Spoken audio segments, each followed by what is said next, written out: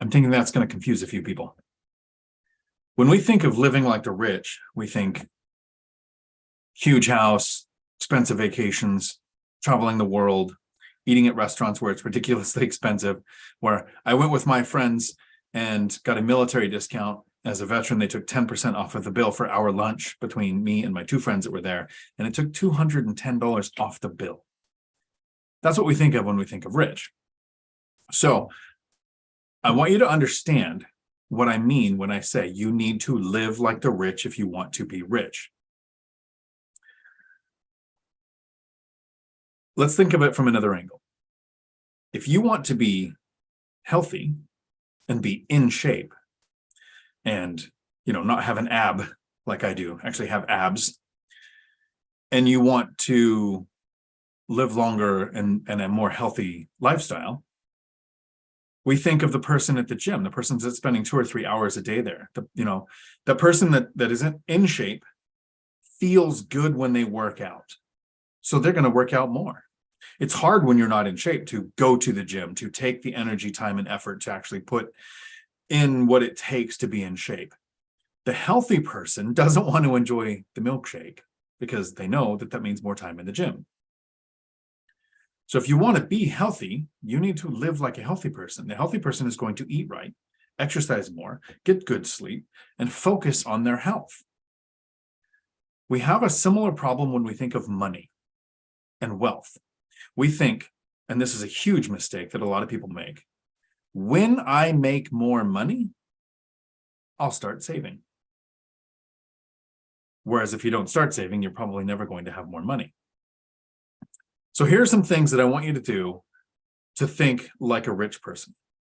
When we think of a wealthy person, we think of the big, huge house that they have and the nice cars. The wealthy person has as much house and as much cars as they can afford. It's not that they get the bigger house because they think I'm rich, I deserve a bigger house. It's they are wealthy, they can afford more house. So how much house can you afford? How much house can you afford? When we're starting out, if you start with the big, huge house, you're never going to have the wealth.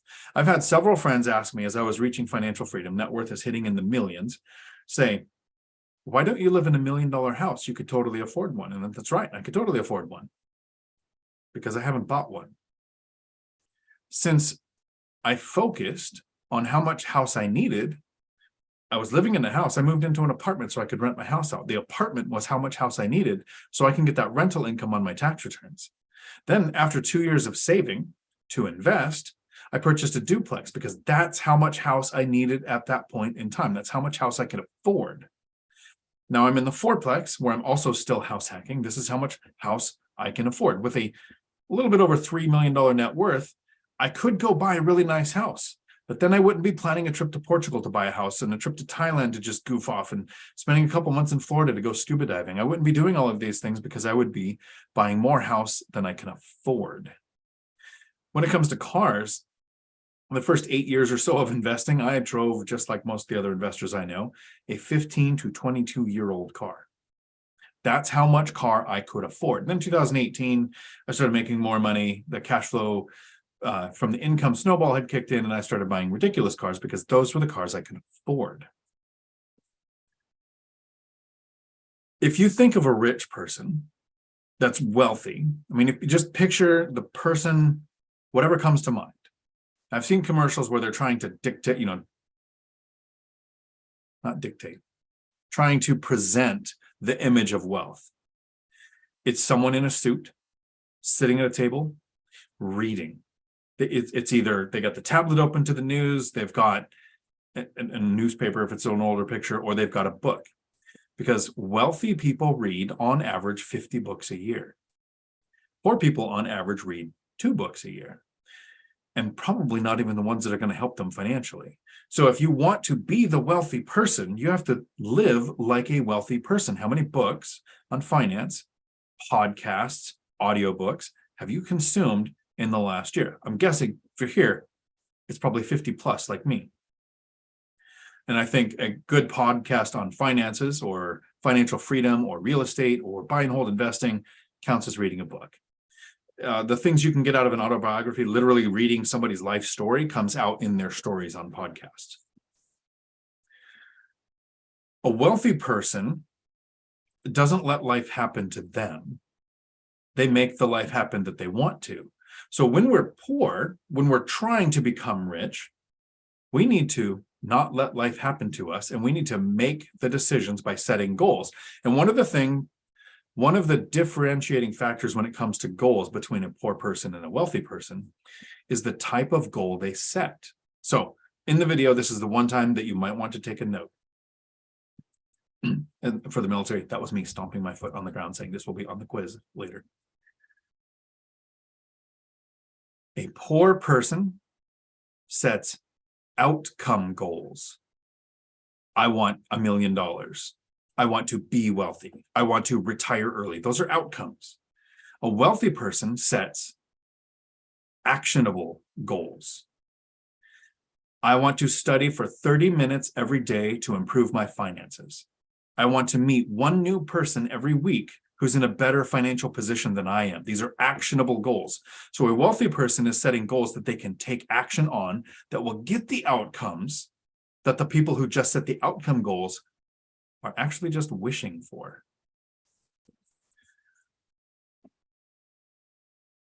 If you know wealthy people and the circles of people that they hope that they spend the most time in, are they with the people in the Game of Thrones fan club on Facebook? Or are they in the Choose FI and One Rental at a Time groups on Facebook? Wealthy people spend time with people who are focused on money. So if you want to be wealthy, the way you need to live like the wealthy people do is to start spending your time with people who are also focused on finances.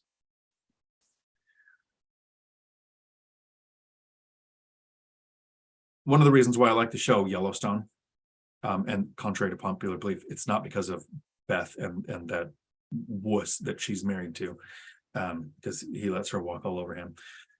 Just irritated 100 people probably in Futureland. But it's because the Duttons think in decades, not weeks. Wealthy people think of a long time horizon. When I thought, I'm going to reach financial freedom, I'm going to build my own pension because I'm tired of my pensions being taken away, because after Desert Storm, the Marine Corps downsized. And in 2008, the recession, my police department downsized. So I kept having my pensions taken away. So my first thought was, I'm going to create my own. It's going to take me 10 years. So to live like a rich person, I want you to start thinking in years, not weeks, maybe even decades, not weeks. There was a couple more points I wanted to make that I'm going to miss before I get to the questions, because I will get through all the questions tonight. And Millennial Mike was called out to a SWAT event, so I am hoping he's safe, but he will not make it here tonight.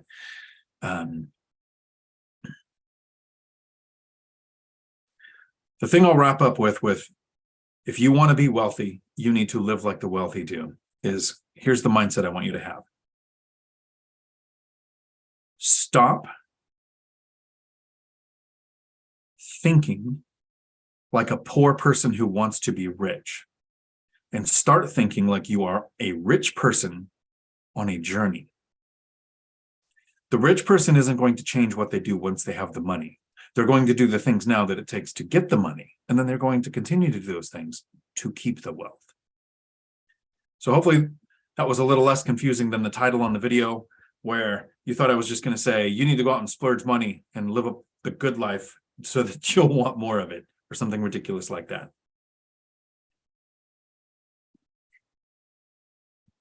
A couple of housekeeping things I want to take care of here before I get to the questions. And I see one from Jason. To join the members only, is that the $2.99 YouTube monthly membership? That is to join the members only groups, to be able to come to the, I'm trying to do at least twice a month. Sometimes it's been more, members only meetings where we look at different markets. We've had Matt, the lumberjack, come in, and Landlord come in, and we looked at his market. We had Millennium Mike come in. We've looked at Dividend Dave's. We look at mine. What we want to do is really boring stuff. So Jason, if you wanted to join the members club, it is not flushed out, edited content. It is us hanging out on Zoom. All the members that want to can join the Zoom. You can just watch on YouTube if you want to, because the members have access to that. But you join the Zoom, we interact. It's kind of one-on-one with everybody as a group, and we talk about what we look at when we're looking at deals. Yes, and some people can't seem to join the members only thing if they're on an Apple device. So you have to log in on a browser like Safari or Chrome or something to see the join button. I talked about it a couple times this week, so hopefully everybody's aware, and I've made some posts. The binder course is live. It's free. You can just, and I'm working on the website. I wish it was just DionTalk.com, but you have to put in the 3 W's, www.DionTalk.com to find it. GoDaddy is working on that issue for me. And you can find the binder course there. You can book an hour, and my course is in development, and a lot more work than I was expecting, but working on that. The binder course and all of the portions in there are going to continue to be free. My goal is to never charge for that course. I think that helps a lot of people, both tenants and landlords. So I don't want that to be a monetized aspect of this. I see Dividend Dave is not here. Dave's not here, man. And it's funny that Matt did not get the reference for that. All-nighter hider, howdy, almost done with work. And Michelle, I wanted to let you know that so just so everybody knows, when I did the binder course and I put it out, I haven't done this before. Right? This is a new experience. So I have the information and it's stuck in my head, and words are hard. So getting the information out onto a platform that people can have access to is not an easy step.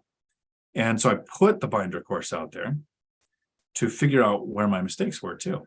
And Michelle not only pointed out 2 videos that were uploaded wrong, so I fixed it, but I tracked the progress of people taking the course. And since Michelle was the first one to complete 100% of the binder course, you have won.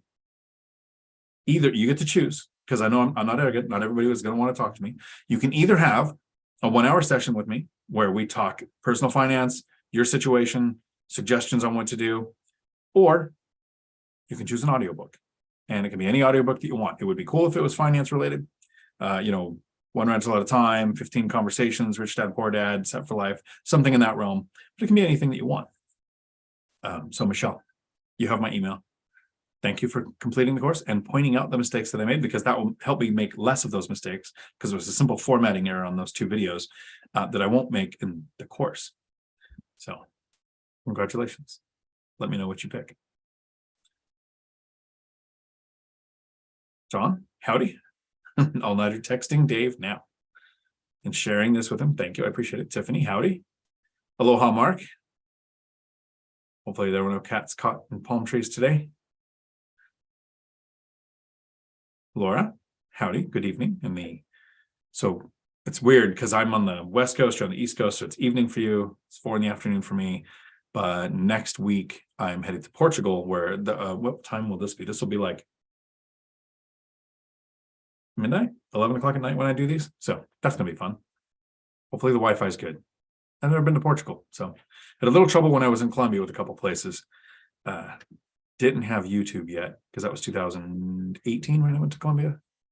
And then when I get back from Portugal, I'm going to Thailand, and I know the Wi-Fi is there good too. Is good there too. So Ninja Vanish, howdy. Lauren, howdy. Hopefully you're having a good night at work. Chris, howdy. Finally caught Dion in the beginning. His day jobs get in the way. We're working on that. We're trying to make them optional. Howdy, Tom. I see you did a super chat.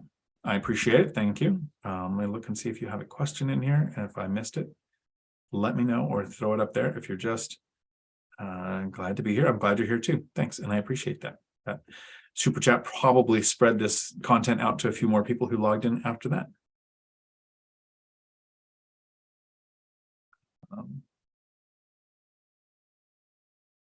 Dave had 2 excuses, but he'll be here. Nice. Sean, howdy. I have a 4-plex under contract and the sellers are replacing the roof. Any recommendations on what I should include in the contract to make sure they don't do it the cheap way? That is a good question. So they're replacing the roof. I guess it would depend on what your definition of the cheap way is. If it's already agreed to, sometimes there's an added cost if they remove the existing roof, because some roofers and not only just the roofer's choice, but the person will say, put a new roof on because it can have 3 or 4 layers and be just fine. I prefer a completely removed roof to be replaced. I don't know that this is true. I had one roofer tell me that means if it's all removed and they can replace the what do they call them? It's not panels or squares or something like that, but that the shape of the plywood basically is called a certain thing in roofing. Ever tell you about my memory? Then the warranty lasts the full length of the material warranty. If it's placed over something else, it can make the warranty not valid. So I would see if I could put that into the wording, that they have to remove the existing shingles or whatever type of roof it has before they put the new one on. Get a hold of the roofing company that's doing it and make sure that their warranty transfers with ownership, which is probably an automatic thing, but I would verify. That would be the 2 main things that I think of, that the warranty is going to be good. And the cheap way is usually just laying it over top of the old roof. And then there are some code areas where they'll let you do that like twice. So there can be 3 layers of roof on there. But that can impact the warranty. Howdy, K3. I have someone in my circle who is looking to park money somewhere and get a return. Would I be able to partner with them and do a house hack using their credit, etc.? But I live in the unit. So yes, I know a lot of people who've done that with family members. The problem sometimes with a partnership to do the house hacking version is owner-occupied loans often don't allow the loan to be in an LLC. And we're going to leave the whole debate of LLCs out of the conversation. I'm just saying that the owner-occupied lending doesn't work that way. And if you want to make a partnership with somebody, that's actually one of the times I recommend doing an LLC to protect you from someone else's mistakes. But if you can get a good partnership agreement that doesn't require an LLC, have a third party, uninterested attorney look at it to make sure it's fair for both sides. Yes, you can use your owner-occupied aspect. Depending on the lender, sometimes I've heard that the person going in needs to also qualify for the loan, but the other person being a co-signer, using their money, using their credit score is possible. You might have to lender shop. It's actually a pretty good strategy. Somebody from one of my first BiggerPockets boot camp sessions where I was the teaching assistant did it with her sister. The sister moved in and got reduced rent for the year of owner-occupied requirement, and then she purchased it. So it's a strategy I know that can be used, but not all lenders are made the same. And some lenders will say no to some things that others will say yes to. So let me know how that goes. Chris, my last truck I had longer than my wife. My joke that it's not a joke, really. It's my thing that I say that sounds like a joke that I say often is, when I buy my properties, I'm hoping that my property ownership goes better than my marriage is pluralized, because I actually want my properties until death do we part. Why is this saying that my sound is changing? Okay. That was weird. Somebody let me know really quick. Is my sound working? Okay. Dan, howdy, Legacy. What's going on? Chester Williams, howdy. I also recommended the YouTube channel Upflip. It's about small business ownership. Nice. So I talk often about the 3 main paths to reach financial freedom. And there are hundreds of paths, but these are the 3 main ones. And I kind of leave crypto out because it works for some people, but it's a little too volatile for some. So the first path is business. Starting and growing a business with the goal of growing it to the point where somebody else runs the day-to-day. I am not an entrepreneur. I don't get the mentality of an entrepreneur saying, I don't want to work 40 hours a week, so I want to choose to work 80 hours a week. And an entrepreneur says, I don't want a boss. And so every customer with a Yelp account becomes your boss. So I want to say too lazy, but I'm a better employee. I'm good at being an employee and performing well for somebody else. Thanks, Chester. But that doesn't mean it's not a good route. right? It's a side hustle thing you can develop at the same time as you're investing, house hacking, or buying rentals. You can be doing a business too. The other way is stocks. For me, the drawback to stocks is how much money it takes invested in stocks, and the compound interest thing takes too many years. So too slow, too much for stocks. And then I went with real estate, which is like running a small business. One of my favorite videos that I made that I think is actually going to help the most operators out there is how to run it like a business. So if you look up Dion Talk, Financial Freedom, how to run it like a business, I really took how I ran the CDL school, because I was the president of that school, grew up from one campus to 5 over a decade, right? All of the aspects of that applied to running a real estate business. So where some of the things I do in real estate, I have to step back and go, this seems simple and easy to me because I've done something so much similar to it in business. Tracking cash flow. Most people, when you hear about new investors, you'll hear this huge mistake. They'll say, as soon as the rent comes in, I'll pay the mortgage. That means they don't understand cash flow, burn rate, and not cash flow like cash on cash return that we talk in real estate. It means some bills are paid on a net 30. So you do the work, have the expense. A month later, the bill is processed by the person you're billing. And then unestimable time after that 30 days, your net 30 payment is going to come in. So you need to have the funds to run your business if the payments don't come in. Just like you should never be waiting for rents to make a mortgage payment. There should be a significant thousands of dollar gap between your rent and the mortgage payment needing to be at any point near the same time. Process goals. Yes. And then my chat moved. Sorry. Financial firefighter. Don't buy the big house, especially in Hawaii or high-priced markets. One of my biggest mistakes, not many in Hawaii agree with me. Other realtors think I'm crazy when I say it makes sense to rent. It can make sense to rent. I like how Brandon Turner bought a triplex in Hawaii, and he lives in one. I think the other one is for the business that BiggerPockets does, and then the third one is Airbnb. So you could turn it into a profitable venture. I was listening to BiggerPockets earlier. There was a David Green, Rob Built, and the other gentleman that's on there who I like but don't remember his name. And they said something I actually don't agree with. 2 of them agreed with me, 1 of them didn't. And it's good that we disagree. The other gentleman said, house hacking might not make sense in a high cost of living area. And my mentality is the more expensive the area you live in, the more impactful house hacking can be. And the other 2 kind of clarified and said that's the way they see it too. So a lot of people think that in Hawaii, you don't want to house hack because it's so expensive. And I'm like, well, if you move to Gary, Indiana, where rent can be $800 a month, how much are you saving if you house hack? And if you move to Hawaii, where rent can be $5,000 a month, and you reduce that, you might not even eliminate, you just cut it in half. You're impacting your finances by $2,500 a month. So everybody, Mark, people tell you you're crazy for not buying there. I'm living in a 4-plex.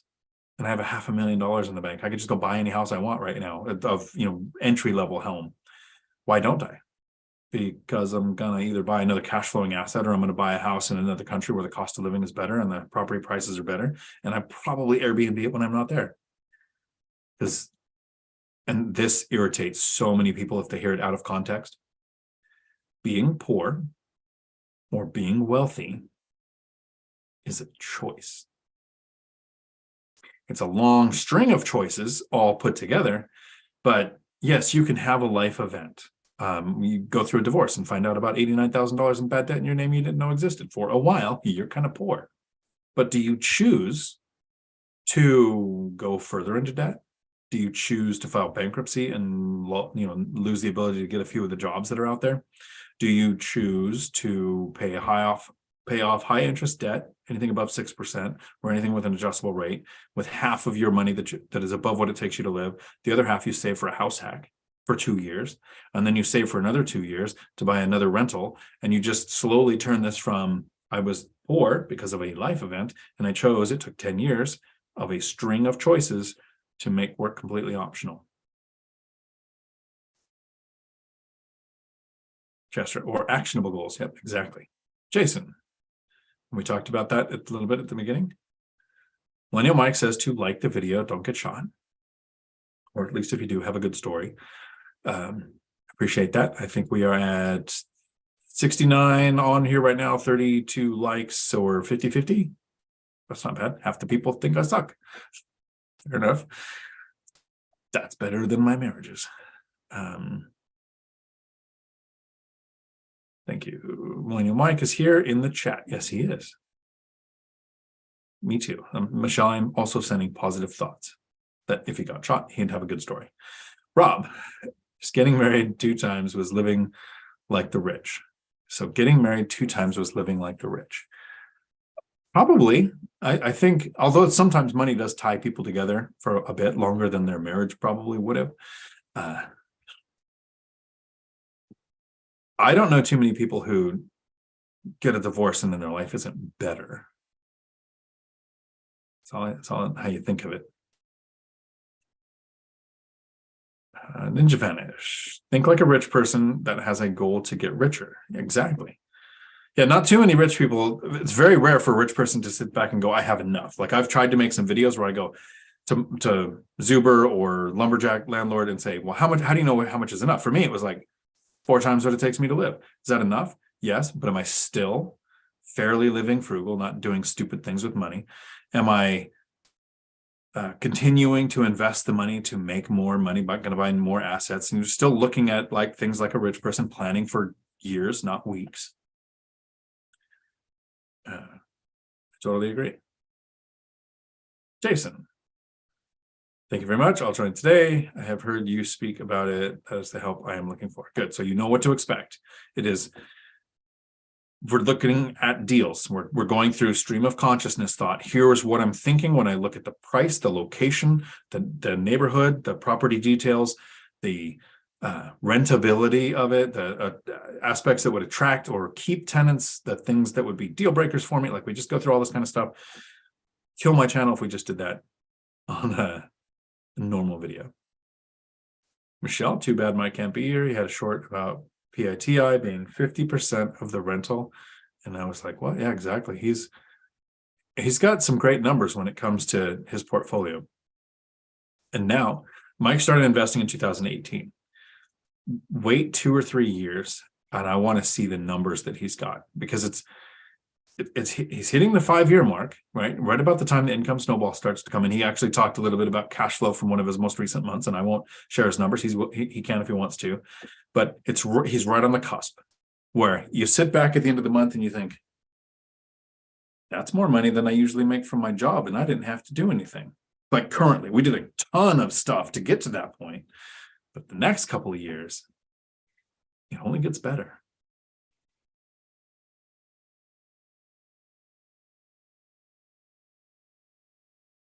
Adam, thanks. I got a lot out of the members only Friday. Thank you. I did. Yeah, it was a great members only. I think both Millennial Mike's and Matt's were good.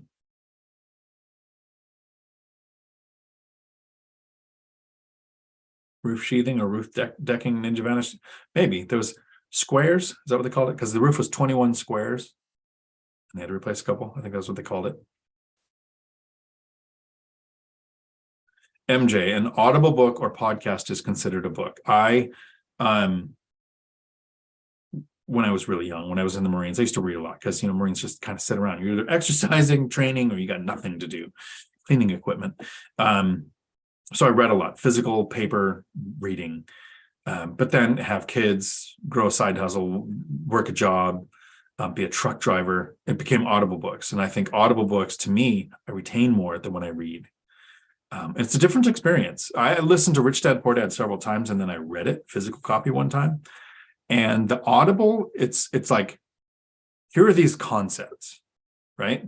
That the person, and I got the concept of how taxes work, which was clearer in Cash Flow Quadrant. And I got the concept of one dad is in the system, trapped in the rat race, and one is more entrepreneurial and understands how money works. So I got that. But then I read the physical copy and I was like, wow, there are 6 lessons in here. This is broken into 6 lessons. I didn't really get that out of the Audible version. So sometimes reading might be better, and for some people, it might be the other way around. Link to Dion's website where the binder strategy course is. Thank you. Yes. Thank you. Thank you for that, Chester. So you can go to just, www.diontalk.com, and there's the option for the binder, the book an hour with me, or the course. The course is not out yet. John Williams, howdy. Any concerns on new 1099K rules for rent through Venmo? No. I love the idea of the question of, I've never received a penny in rent I didn't claim. I want to be bankable and I want to pay the taxes that I need to pay. So if Venmo is also going to report it, great. The less other people commit fraud, the less impacted the entire industry is. So I don't have a problem with the IRS reporting. The IRS should have a system where tenants can log in and say, and show proof, this is the amount of rent that I paid. So track it away. What I would hope, more importantly, John, is that we have a flat tax and we just shut the IRS down. Never going to happen, but that's what I hope for. Invest to Wealth, howdy. Laura, howdy. Thank you for the comment. Make sure the roofer has a valid license and insurance. Check the state. I was in a similar situation and the roofer they were using had a suspended license. So yeah, so that's a good advice on the answer to that question, Laura. So valid license, and go to the state website for insurance. Each state runs it a little bit differently. Here in Washington, we use contractor's insurance. It's more expensive for a contractor to have insurance that covers roof work than general contractor insurance. So what a lot of roofing companies will do is they will get roofing insurance to get licensed, and then they'll switch to general contractor license insurance, which doesn't cover somebody working on your roof. So before you have a roof done, but right now they're having it done before you own it. So not a you issue. They're going to sue the current owner when it's happening. But if this work happens after closing, that becomes a you issue, where you want to make sure that the company's doing it is currently licensed for roofing work. It's a very specific type of insurance. Thank you, Laura. That was a great point.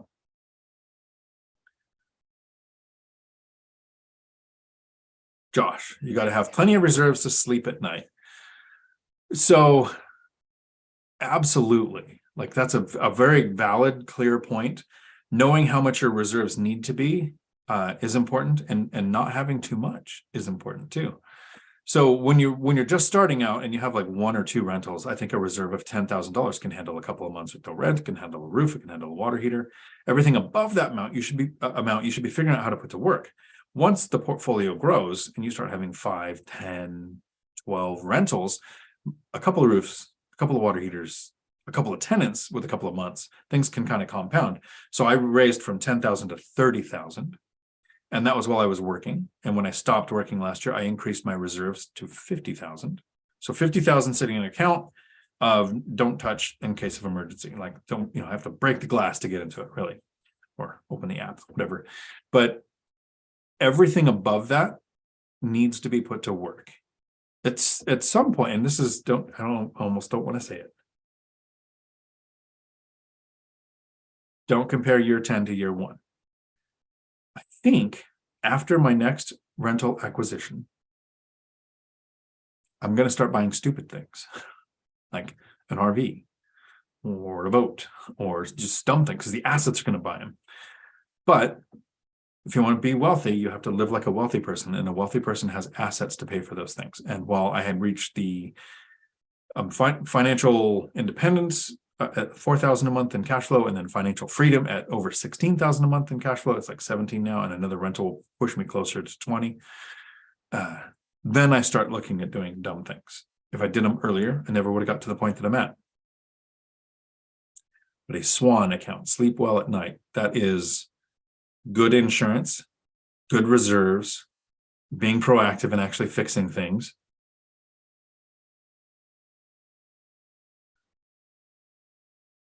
I think I missed something from Michelle.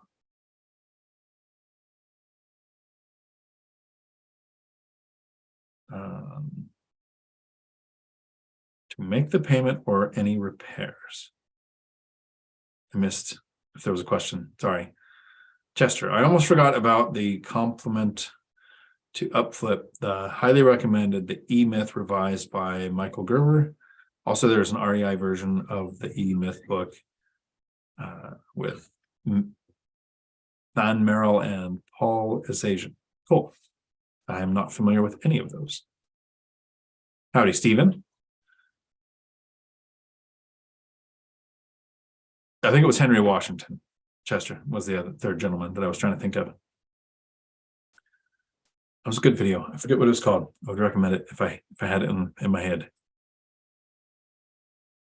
The one thing people aren't doing is they were mostly talking about house hacking throughout the whole video. I've never been married, never going to be. Ice transport. Howdy, how old am I? How do you spell ancient in years? I retired last year at 52. I turned 53 later this year. Started investing when I was 40. So I made it to 40 without basically ever having $1,000 in the bank. Single parent with 3 kids. Was one of those unintelligent people who let my spouse run the finances. But at 40, I started focusing on finances. Took 8 years to reach financial independence. I worked 4 more years because I liked my job, and I reached financial freedom. So in 12 years is from starting to invest. Literally, this is when I start to save. 2 years later, I bought the first duplex, to 12 years later, retiring last year. I don't think it's ever too late to start. The sooner you start, the better. The thing I think that's funny about that is I interviewed Cody on my channel, on this channel quite a while ago, before he was on BiggerPockets, before Cody and Christian partnered, and now they have over 100 units, and they've got a killer strategy that they've developed for seller financing and sourcing leads and all of the things that they do. But I was talking to Cody. I think at the time he was 19 or 20. It was before he was 21. And he had 30 something rentals. So it's the first video on my channel with Cody. Something like 30 units, 19 years old or something. I wanted to put 30 units, not old enough to buy a beer. Probably should have went that way. And he said during that interview, the same thing almost every investor says, but he was 19 with 30 rentals. He said, I wish I started sooner. So I don't think there's any of us who don't feel that way. So I hope that answers your question, Ice Transport. Sky, howdy, good to see you here. How do you estimate the cost for building an ADU? Thinking of doing house hack plus ADU in Washington, or simply get a cash flow property in Texas? I would get a cash flow property in Washington, but that's me. And that's what all of my properties are. So Sky, I know that we met, I believe, in the current BiggerPockets boot camp that's going on. And I see you were in the members chat last week. So I appreciate that. Hopefully this information is helping you. You ready to take a note? That ADU guy on YouTube, Derek, he has a brilliant strategy. It's all he does is, he probably does more, but all I know him for is he builds ADUs. We've talked last year at the Portland event that I'm going to in May, and Cody and Christian are the keynote speakers this year. I was the keynote speaker last year, but me and Millennial Mike will also be presenting. But Derek was there last year, and he has some great strategies, some beautiful ADUs that he builds with some simple concepts that make them look more attractive. Probably keeps tenant turnover really low, but he has a simple concept that he can explain more eloquently and better than I'm about to. So I'm going to give you the butchered version. A lot of us think when we want to make an ADU, we're thinking the bigger the better. I mean, there are areas where you can do an ADU that has 3 bedrooms and 2 bathrooms. Like there is enough square footage allowed in that area for an ADU to be like that. But the better ROI, the better yield, that cash on cash return could be better with a smaller ADU. And Derek breaks that down. It's a concept that in his videos make a lot more sense. The cost to build the 3-2 versus the cost to build the 1-1 or the 2-1, the yield is worse on the bigger property. But as an owner, we're thinking bigger is better. So I would definitely check out that ADU guy. He puts his prices. He tells you how much how much each one costs. He does videos with other people who've done them. So if you want ADU information, that's where you go. I'm going to type that in the chat just in case.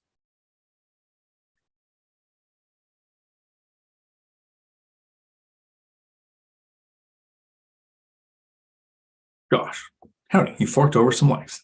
Thank you. Nicholas, howdy. Jumping on a flight, what audiobooks do you recommend? I can't do the robot one rental at a time book. I'm so sorry. I don't have that done yet. I'm currently recording them. My plan is to finish recording that in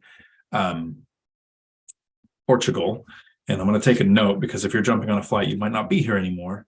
But audiobooks, I will put this list in the comments after the chat so that Nicholas can see it when he comes back off the flight, if he checks out the chat for the video.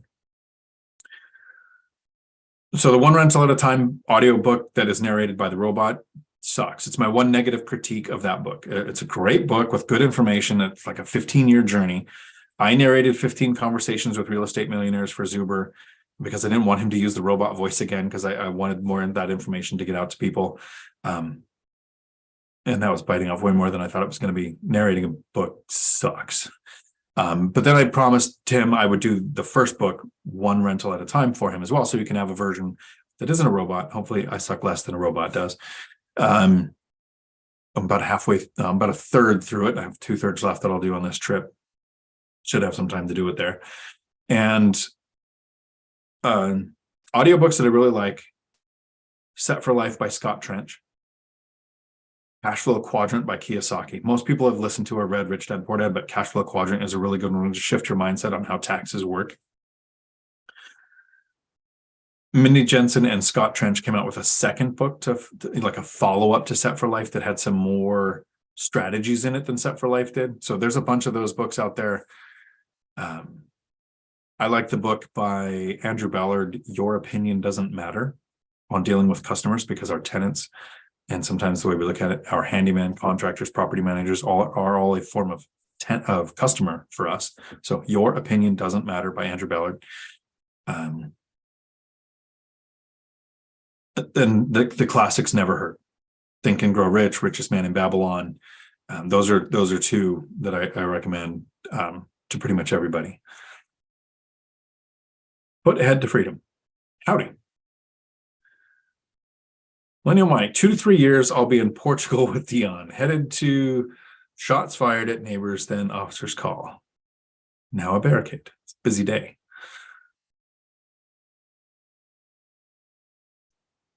Foot ahead to freedom.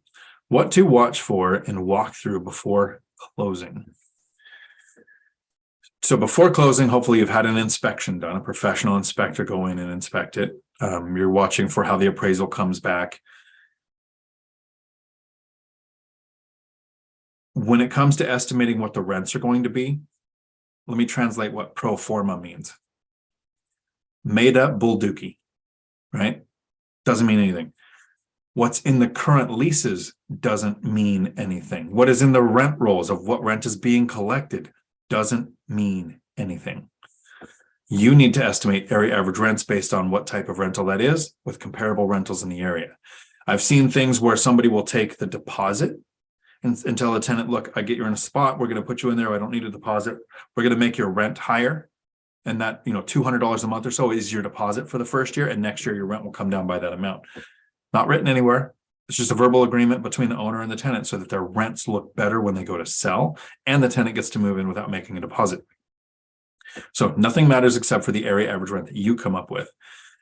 It doesn't hurt to get the information from the seller to see how honest they are and just see what kind of, what you're dealing with, but don't make your decision based on that information. Trying to think of what else to focus on after closing. I have some videos on my channel called, just closed on a property. What do? Like, what do you do next? Landlord introduction letter to current tenants, if there are any. Establish your screening criteria if there aren't tenants, or if you're going to do tenant turnover, you want to know what kind of tenants you're going to place in there. And that for a lot of people is the income that they have, their credit score, their eviction record, and in some places where it's legal, their background for criminal checks. For me, I don't ask or care about income. I don't care. I know people making multiple 6 figures late on every bill. Terrible credit scores. I know people that most of their income is not reported. Bartenders, waiter, cosmetologist. They get the primary, the bulk of their income comes from tips. And so if you go by income, you eliminate a good source of tenants. I go credit score. in my area, minimum 700. Depending on the amount of demand you get, I get a lot of demand. Even with that, my Section 8 tenants, I have a couple. One of them has an 831 credit score. So it's not like I make adjustments. But if I didn't have a lot of demand, I might lower it to 650, right? 620, maybe at the worst. So your area might be a little different. Millennial Mike goes in Gary, Indiana, where the houses can be $30,000 to $50,000, and if you have a 700 credit score, you just go buy a house, right? So you base that on the area that your properties are in, but decide all that as you're closing. Get copies of the leases of the current tenants, and one of the things I like to do is, so while I don't look at the leases and say, well, the rent's really high, I'm going to make a bunch of money here because they might have their deposit in there, or they might become a non-paying tenant. But let's say that, and this happened to me, I want area average rents in an area to be $1,400 at the time when I was buying it. And the owner, so we go under contract, and the owner likes this older couple that was living there. They've been there, I think, 26 years when I bought the property, or 16 years or something. It was like 26. So to protect their tenant that, was basically, they maybe not friends, but they've known them so long, they were kind of like friends. They re-signed a new lease while under contract for another year at 1130. So watch that could happen. And what I did to determine whether I was going to back out or not was, because you can't get rid of the lease. The lease is between tenant and property. It doesn't matter who owns it. I wanted my rents around 1,400 or 1,500, right around there, right? So I figured I'm going to lose about $300 a month on rent that I would want to get on this property. 300 times the year length of the lease, I want to lose $3,600. If I add $3,600 to my cost to acquire, am I still going to get the yield that I'm looking for? And I did. And then I met those tenants and I left their rent there for the next 2.5 years until he passed away and she moved out. Yeah. I haven't always used the binder strategy. It's not something I use every single time. John, Texas. Howdy. What made you choose Portugal? So I went to Colombia and I liked it, but I didn't fall in love with it. Cartagena was probably the only part that I think I could live in. And even that was a little too touristy, selling everything to you. I like Thailand, but they won't let you invest there as a foreigner unless you marry somebody who's Thai. And in a divorce, everything goes to them. So, no. Portugal is open to foreign investors. Cost of living is not as good as Thailand or Colombia, but it's better than the US. Home prices that I started looking at seemed reasonable. And I'm not just going over there and buying a house. I'm going over there for a month, a little bit more than a month, with my brother, and we're gonna go all over the Algarve and look at, because I want the bottom coastal best weather that I could find. I saw most of the data that I was looking at said that there can be storms and stuff, but for 15 years, like the weather doesn't really go below 50 and it doesn't go above 90. Like if you get higher into Portugal, yeah, there's more temperate areas, but the area that I'm looking at is the weather. So I'm going to snowbird without moving to Arizona or Florida, where the hurricanes hit everything. And so this is the research phase. The intention is to go there and buy a property, probably live there for 3 to 6 months out of the year, depending on if I can get that D7 or whatever the new visa, because a golden visa was why it was kind of on my radar. You could go there. The housing crash hit them so hard in 2011, harder, I think, than the US, because the US had 51% adjustable rate mortgages in 2006. Europe is all adjustable rates. So the housing crash there was really rough. So they came out with the golden visa. If you move there and you live there for 5 years, you get like a European visa. And so a lot of people looked at Portugal. Now they've got enough people that live there to where the cost of living for the residents is too high. So they got rid of the golden visa, but they still have this other one where you can prove a certain amount of passive income, number of assets, something like that. I have to do the research when I'm there. If I don't get the visa, I can only live there for 3 months at a time, which means then I have to leave for 1 full day. I've got a couple of friends who live in Thailand. They literally live there all the time, don't have a visa. So once a year, they have to fly to Seoul, spend a day out of the country, and then they fly back so that they can stay within the regulations. So that's kind of what helped me choose Portugal. The other thing was that it's really hard to find a country that still welcoming to United States, people. And thank you, England, for being full of a bunch of drunk idiots that go to Portugal and have such a bad reputation that Americans from the United States are accepted because we're not as bad as them. So, in summation, that's why Portugal. Ninja Vanish. Howdy, my son will be in the 8th grade. Next year, he is going to be enrolled in 1 to 3 honors classes. I teach him about investing, but still want to challenge himself in school. What are your thoughts? The exact opposite of yours. And so I don't give parenting advice. I don't give relationship advice because I only want to talk about things I've been successful in. And I can say that because my kids would never watch this much into a video. They'll watch a short, but that's about it. My kids wanted advanced classes, head start on college, whatever, all of those, absolute waste of your teenage years classes that do nothing for you throughout life.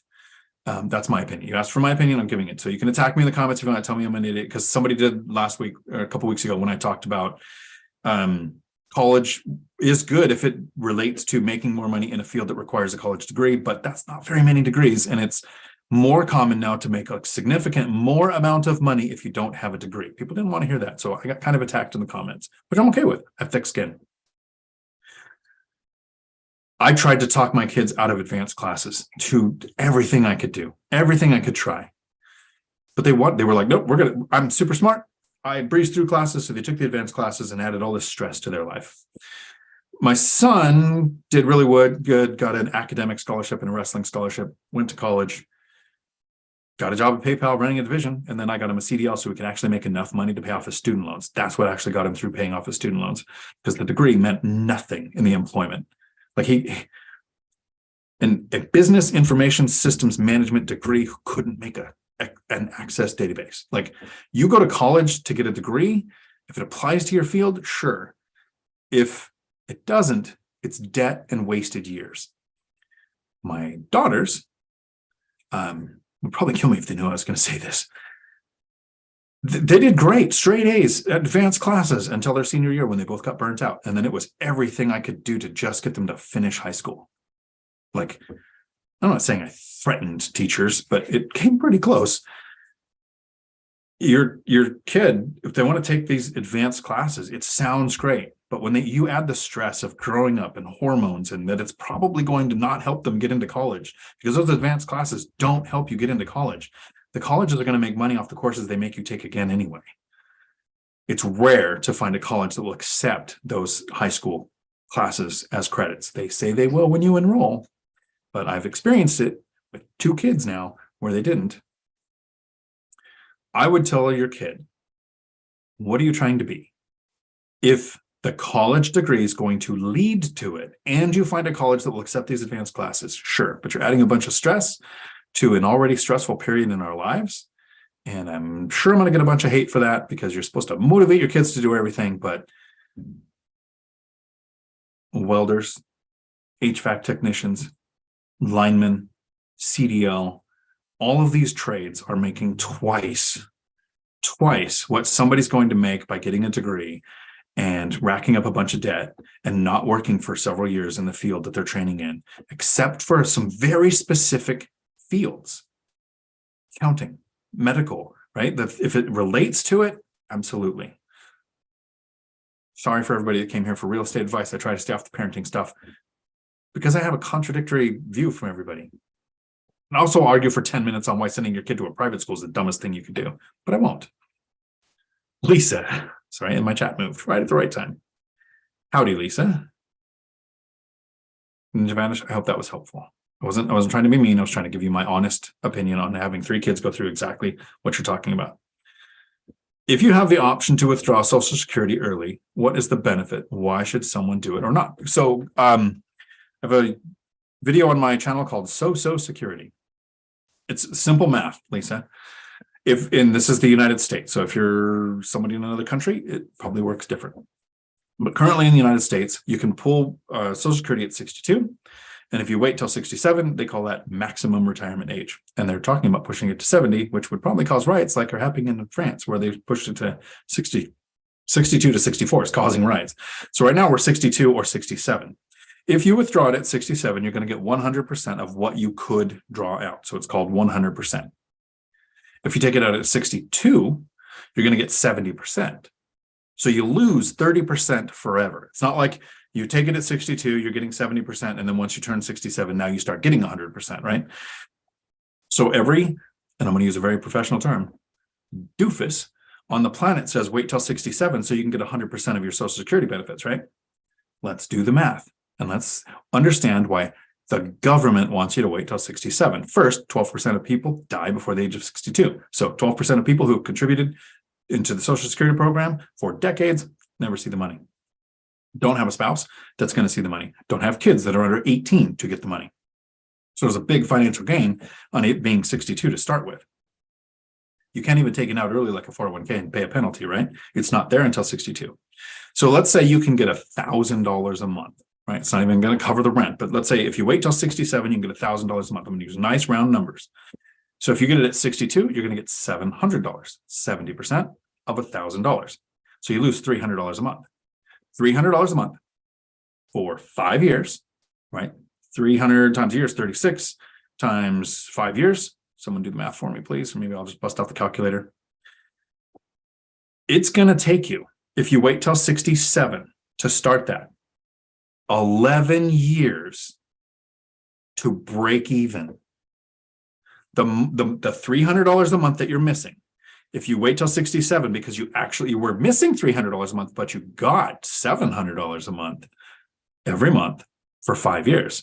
7 times 12, 84. 84 times 5, it's over $40,000 that you get in 5 years. Matt would correct my math because I know it was over 40, but I don't know by how much. So 5 years to get the $40,000. Now you go till 67 and you add $300 a month to what you can get. That extra $300, how many years does it take to get you your $40,000? 11.6 years. So now you waited till 77, so you're 78. Is that right? Yeah, 78.6 years old. In 2019, the average life expectancy in the United States was 78 years. Because of COVID that you can't say or your channel gets demonetized, the average life expectancy in the United States right now is 76.6 years. Our life expectancy went down. So that's the benefit to getting your Social Security earlier, because you don't even break even until you're 78 years old, past the average lifespan of the person in this country. But the right question, so that's a good question, but here's I don't want to say better. I want to say an additional question that could really help you. Should Social Security matter? No. We should be investing at a younger age. Start at 40, start at 50, whenever, start at 20. Get your passive income to where if I get Social Security in a decade, cool. But if it's gone, if it's defunded, it doesn't matter, right or left, used it as a slush fund and it's now empty, or whatever happens to the Social Security system and it's not there, or they start paying a percentage of it because it's underfunded. Who cares? One of the main reasons I want to make this content is because 48% of people between the age of 55 and 65, so that last decade that they're just about to retire, have zero saved for retirement. Meaning they're counting on Social Security to cover their life. It ain't gonna. Their kids are gonna have to, or they're living beyond poverty in that destitute state of existence. But people watching this content acquire cash flowing assets, whether it's start and grow a business, invest in stocks to get your own portfolio going, not a retirement account, stocks, or buy and hold real estate to where Social Security doesn't matter. And then take it to 62 because it's kind of a bonus and you're probably not going to make it to 78 anyway. Hopefully that answered the question and it was what you were looking for. So there's a guy that I watch, Joe Kuhn, Kuhn here on YouTube. He retired at 54 using the buckets method with stocks. He is an absolute a proponent of waiting till 67 because he is an engineer and he's reversed engineered, like all these ways where that makes more sense. But he actually, the one thing we agree on when it comes to Social Security, make it not matter, right? That should not be something that you count on as a part of your strategy. We disagree on the age thing, and that's totally fine. Everybody can have different opinions, and I think it's better when we do, because we can both devil's advocate our own situation, right? My opinion, 62 because of math. And there are some people who really focus on health, and they're going to live till 80 or 90 and maybe even longer. I think we have the go-go years where you're doing a lot of stuff, the go slow years, 70 to 80, and then you have the no-go years, 80, 75, 80 plus. You're not really doing a lot, right? So it's not going to take as much money to live then. I don't focus on living longer. I think with the things that I've done in my life, I'm surprised death by misadventure hasn't happened already. So I'm not planning on living longer. What I'm trying to teach people to do is to live more. And here's an example. The average person who's working, who has to work, is working 8 to 10 hours a day. Sleeping on average, 8 hours a day. Commuting 30 minutes each way, an hour a day. So you have 8 hours of work, 8 hours of sleep, an hour commute. 17 hours of your day are gone out of 24. Now you've got to do laundry, clean the house, all of those things. So you're probably left with 5 hours a day that are yours. The person who has to work, 5 hours that they get to live. Most people fill it with Netflix, and that's it.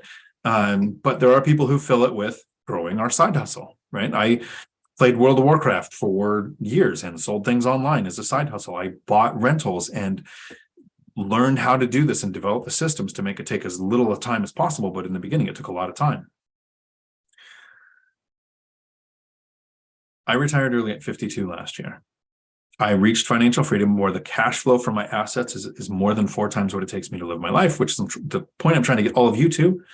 And so now, take out the 8 hours of work every day, which for me was 10 to 12 because I was the president of the company. I was always working 50 to 60 hours a week, never 40. And then I take out the commute. I take out the getting ready for work. I take out this de-stressing from work. On average, I have 15 hours a day to live that are mine. So let's say, just like most people, I spent 5 hours a day on Netflix. I have 10 hours to do anything else I want. I'm not going to live longer than the average person. I don't plan on it. I'm going to live more. In the next year, the person who has to work is going to live 1 year, 5 hours a day that are theirs. I'm going to live 1 year with 15 hours a day that are mine. I'm going to live 3 times as much as the person who's trapped in their job. I was trapped in my job until last year, probably till 2018. I worked for 4 more years because I liked my job. But what I'm trying to do for each person who is watching this now and in Futureland is get you to the point where work is optional. Because if you love your job, if that's living for you, at least those 8 hours are yours. Right? I loved my job, but I want time freedom because the lazy and other things I want to do, the traveling, stuff like that. So I hope that makes sense. Ninja Vanish. Academics will not always translate to high pay, but I figure it is important to keep him busy. Keep him busy. Yes, absolutely. Good way of looking at it. And it doesn't always equal high pay, but it can equal the field you want to work in. All-nighter hider. Taxes are optional. Check chapter 26, 7806B and case law. Cruden versus Neal. Yes. So taxes are optional. And there are some people on one side who don't like taxes, and there are some people on the other who say we should tax the rich, right? We should tax the rich because then the taxes can be used to help the poor and needy. Unless you're the rich people who've been saying that for the last 30 years and you live in an area where they come out with a new mansion tax, all of a sudden y'all start selling your mansion so you don't have to pay that tax to help the poor and needy. The R in hypocrite is for honesty. Cash flow, Johnny Ramirez. Howdy. I just had a $5,200 expense come up, so be ready. It can come up, and Johnny, the thing I like to point out often when it comes to expenses when we're first starting out, it feels like when there's an expense, you're paying for it. You just buy a property, the water heater breaks, like a minute after you sign, you get a picture of the water heater. It feels like you're pulling money out of your pocket to fix that. But as you own a rental for a period of time, when we're running the numbers and we're calculating the yield on the property, remember, we're calculating, I'm going to take out principal, interest, taxes, and insurance. The mortgage is coming out, but I'm also setting aside money for repairs, maintenance, and vacancy. It takes discipline to actually put that money into an account and not spend it for your life. I do it up to my reserve. Once the reserve amount is full, then the money goes into the investing fund, so it'll speed up the next investment. But that way, when Millennial Mike and I went out a couple of weeks ago and did a tour of all of my properties, and we did like a couple of minute video in front of each one. Some of them, two of them have new roofs. One of them has a roof I cleaned. And then there was a couple, three, where the roofs, it's the end of winter. They're covered in pine needles. They've got moss because it's Washington. Moss only grows on the north side of everything. So apparently my house is spin. And I called and I made a video on this. I used a Facebook ad and got a quote of $7.95 to have the roof cleaned. I'd always done it myself, so I didn't even know if that was a good or a bad price. And they listed out everything that they do. It was clean the gutters, the downspouts, spread the zinc, and clean up. And I thought, oh, that sounds pretty good. But I went to Thumbtack, the app that I recommend everybody use, and I got 4 quotes between $200 and $220. Saved myself a bunch of money, and hopefully saved a bunch of money for people that were thinking of doing the same thing. Go to Thumbtack, get several quotes. Think of the source of your quote too. I did not pay $200 for each roof to have it cleaned. Like, I would go and do it myself because I'm going to save. I had no idea how much it cost to have a roof cleaned, right? But I didn't pay $200. I go to the account where from the rent money every month, they portion that 15%. I do 10% for repairs and maintenance and 5% for vacancy, giving me 15% that fills that account. I take that money and I pay for those expenses. So your $5,200 expense, Johnny, if you're in the beginning, maybe first year or two of owning that rental, it's going to feel like it was yours, like it came out of your pocket. But as you build your reserve account, you're absolutely right. You want to be ready. Your tenants are paying for repairs out of gross rents. That gets set into an account. Daria Nashir, howdy. I don't know if you're a Game of Thrones fan, but every time I see your name, I think of Dario Naharis. So contractors are taking a long time for committing large amounts of work for adding a kitchen and LVP flooring. Any advice I can use from you to help accelerate the process? So whenever I'm working with a contractor or a specific handyman that I have that does amazing work, but is inconsistent, as you can imagine. That's why he doesn't have a regular W-2 job and he does handyman work, because he can be inconsistent. But the work is good enough to where I keep going back to him, right? Here's the quote, here's the price, here's your estimate. Great. And you're going to get a tip, a bonus of this amount if it's done in advance. If it's done on time, you're going to get half of that bonus. If it's done every day after that, the bonus, the tip, or the amount goes down until, if they delay beyond that amount, they're only going to get what the quote was. And then you might even be able to work into the quote a penalty towards, they're going to lose money the longer it takes. And then they're going to put in caveats of, if it was a supply chain issue with the materials or something like that, that it'll be protected. But you have control of the bonus or the tip. You don't have control as much of the estimated amount that they gave you in writing. The other suggestion, that's the first one, is if you have the money to do it. And every time I use a handyman for something, I always include some kind of tip, right? I'm able to go to Portugal because I have a couple of handymen that know that if I have any issue, not only are they going to go basically name their price because they do fair work. I've developed relationships with them like this way. And then no matter what they say, I'm going to add 20 or 30%, right? Like if they say, oh, it's $200, they're going to get $250. So that I can just sleep well at night, account knowing that there's people waiting for something to go wrong at my properties that they can take care of. Actually, I have one going out to fix a garage door coming up here pretty soon. Again, something the tenant is paying for. The tenants of the properties are paying for. The other thing is get their estimates in writing with as clear details and timeline as you can, so that you can say, here's what we need to be held accountable to. One of the main reasons I really like the Thumbtack app is the contractors and the handymen on there are a little more tech savvy, and they know that you found them and you got to read reviews, right? But when the project is over, you're going to leave a review. Be clear. I want to leave a good review, but if it's not done in a timely manner, my review is going to reflect that. You kind of don't have that as much, except for Yelp when it comes to other contractors, but not that many people go and look up Yelp when they're getting a deck repair done. But in Thumbtack, the reviews make or break the contractor. There was like 3 actionable things in there for you. Hope that helps. Established 94, is that what EST 94 means? Howdy. What type of insurance do you need? So to own rental properties, when you buy a property and you're going to live in it, you're going to have homeowners insurance. Homeowners insurance is going to cover somebody that is injured on your property up to $300,000. That's what's usually required by mortgage lenders, is that you have $300,000 coverage. And then your mortgage lender is going to require that you have enough insurance to make them whole if the house burns down. I go for insurance that makes the building whole if it burns down, right? So full replacement value of the building. While you live in your property, your homeowner's insurance costs more than when you move out and make it a rental. So many people will fall for the trap of getting renter's insurance, or rental, not renters, rental insurance, paying a premium because that's what it is. It's not. It's homeowner's insurance that you don't insure your own personal items in. So I lived in my duplex. My insurance was like $900 a month, 8 to 9 or something like that. I move out. It's like $430 now, or $440. I think it went up some last year, like $4 or something. It's not quite $500 yet, but it went down by almost half because I don't live there anymore. So it's called homeowner insurance. Where you live, you're also going to pay to insure your own personal stuff. So it's going to cost you a couple $100 more. Once you have a few properties, I recommend getting an umbrella policy.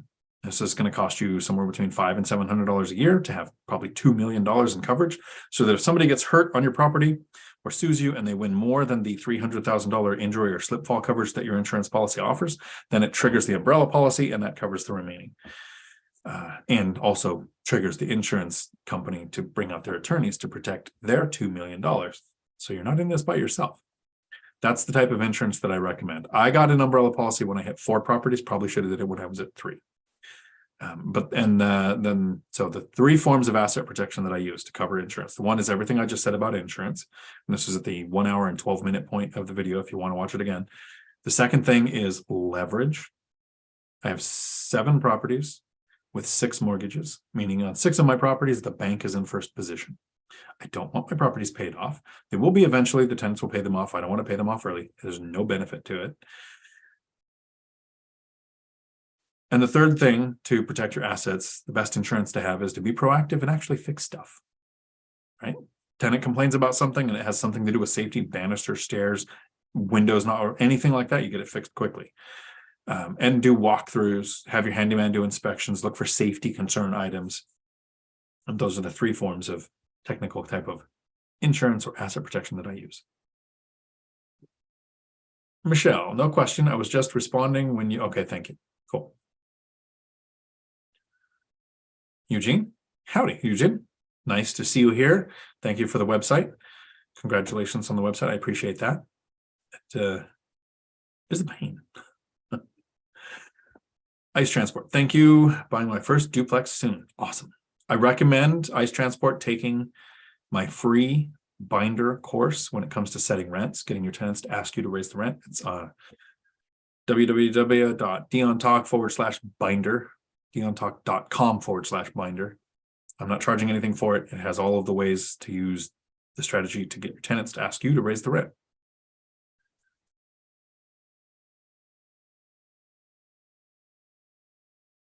John, Texas. Flat tax is a great idea, but won't happen. It will never happen because too many businesses, bureaucrats would lose their jobs. Absolutely. Also, we'd need a constitutional amendment capping the flat tax so Congress couldn't raise it each year. Yep. Sky, thank you. And then TBS24 took back a message to make me lose sleep tonight and wonder forever and ever what was actually said. Michelle Meyer, Millionaire Next Door. Yes, Millionaire Next Door. There's a sequel, a follow-up to it where the Millionaire Next Door, they interviewed 10,000 millionaires and came up with some statistics that are really cool. At the time, the most common owned vehicle of the millionaire in the United States was the Ford F-150. So that changed perceptions on what a lot of people thought millionaires were. The type of house that they had, the lifestyle that they lived, that the millionaires, the most millionaires weren't inherited. 12%. So 88% of the people that were millionaires were self-made. Like it kind of took in the 80s and 90s, a lot of these weren't the thoughts. Everybody thought, oh, yeah, you have to be born rich to be rich. And if you're rich, you will drive a Rolls Royce. And they did this study. And then Dave Ramsey did another study that was very close. I think his statistics were like 14% were self-made. So it was a little skewed that way. But a lot of it was the same. They didn't have fancy cars. All Night Hider has mentioned this book before too. The Creature from Jekyll Island is a great nonfiction book. If you're looking for a fiction book and you want motivation to become wealthy, I recommend The Count of Monte Cristo. It's a story of a guy who becomes so rich he can dedicate the rest of his life to revenge. I identify with every part of that book. Williams, Gary, absolutely. But it's giving Millennial Mike freedom. Trucking Landlord. And my chat moved. Good afternoon. Howdy. I like it when my chat moves. That means there's questions coming up. All Night Hider. No degree needed for commercial fishing. Just gotta be dumb enough to do it. No degree needed for tree work either. You just gotta be dumb enough to do it. Trucking Landlord. My 4-year degree was a waste of time and money. So I wanted a degree to work in law enforcement. And when I went to do ride-alongs with different officers, I went to all these different departments and did ride-alongs to figure out which one do I want to work at, and try to get some inside information on in case I made it to the chief's interview after the process, getting in there. And I found out that the city that I was at, so there was a county that I was looking at that likes a 2-year degree. There was a city that likes a 4-year degree. And then the city that I actually got hired at, the chief doesn't want you to have a degree. The guy said, this is what the chief has said, and I heard it from him later because I got hired there. He said, we don't want anybody who could sit in the classroom for 4 years. We want somebody that can go out there and actually deal with people face to face. So through the entire process, I never talked about college. Didn't lie, didn't hide it, fill it out on the forms, but didn't go in there trying to say, hey, look, I'm so educated. Would have cost me the job. And then I ran a nonprofit. For the last decade, I founded a nonprofit. It's called hiddenjobs.org. TPS was actually what was on my shirt when I used to have a job. Worked with a little over 1,200 employers. And the third most consistent thing across the board of these are the things we do not want or do want to employ people. We do not want anybody with a degree. There were a couple of positions that they would like a degree in, but the third thing was, I don't want my employees to have degrees. A lot of companies have their own training programs to avoid third-party training employee the whole way. Yep. Got to be careful on the words I use. And I was at Trucking Landlord. Good advice. Like always, thank you, William Smith. Curious about an exit strategy in Gary, Indiana. Hold forever. Why do you need to exit? Cash flowing rentals that eventually will be paid off and the cash flow increases, or it buys cash and doesn't refinance out the money.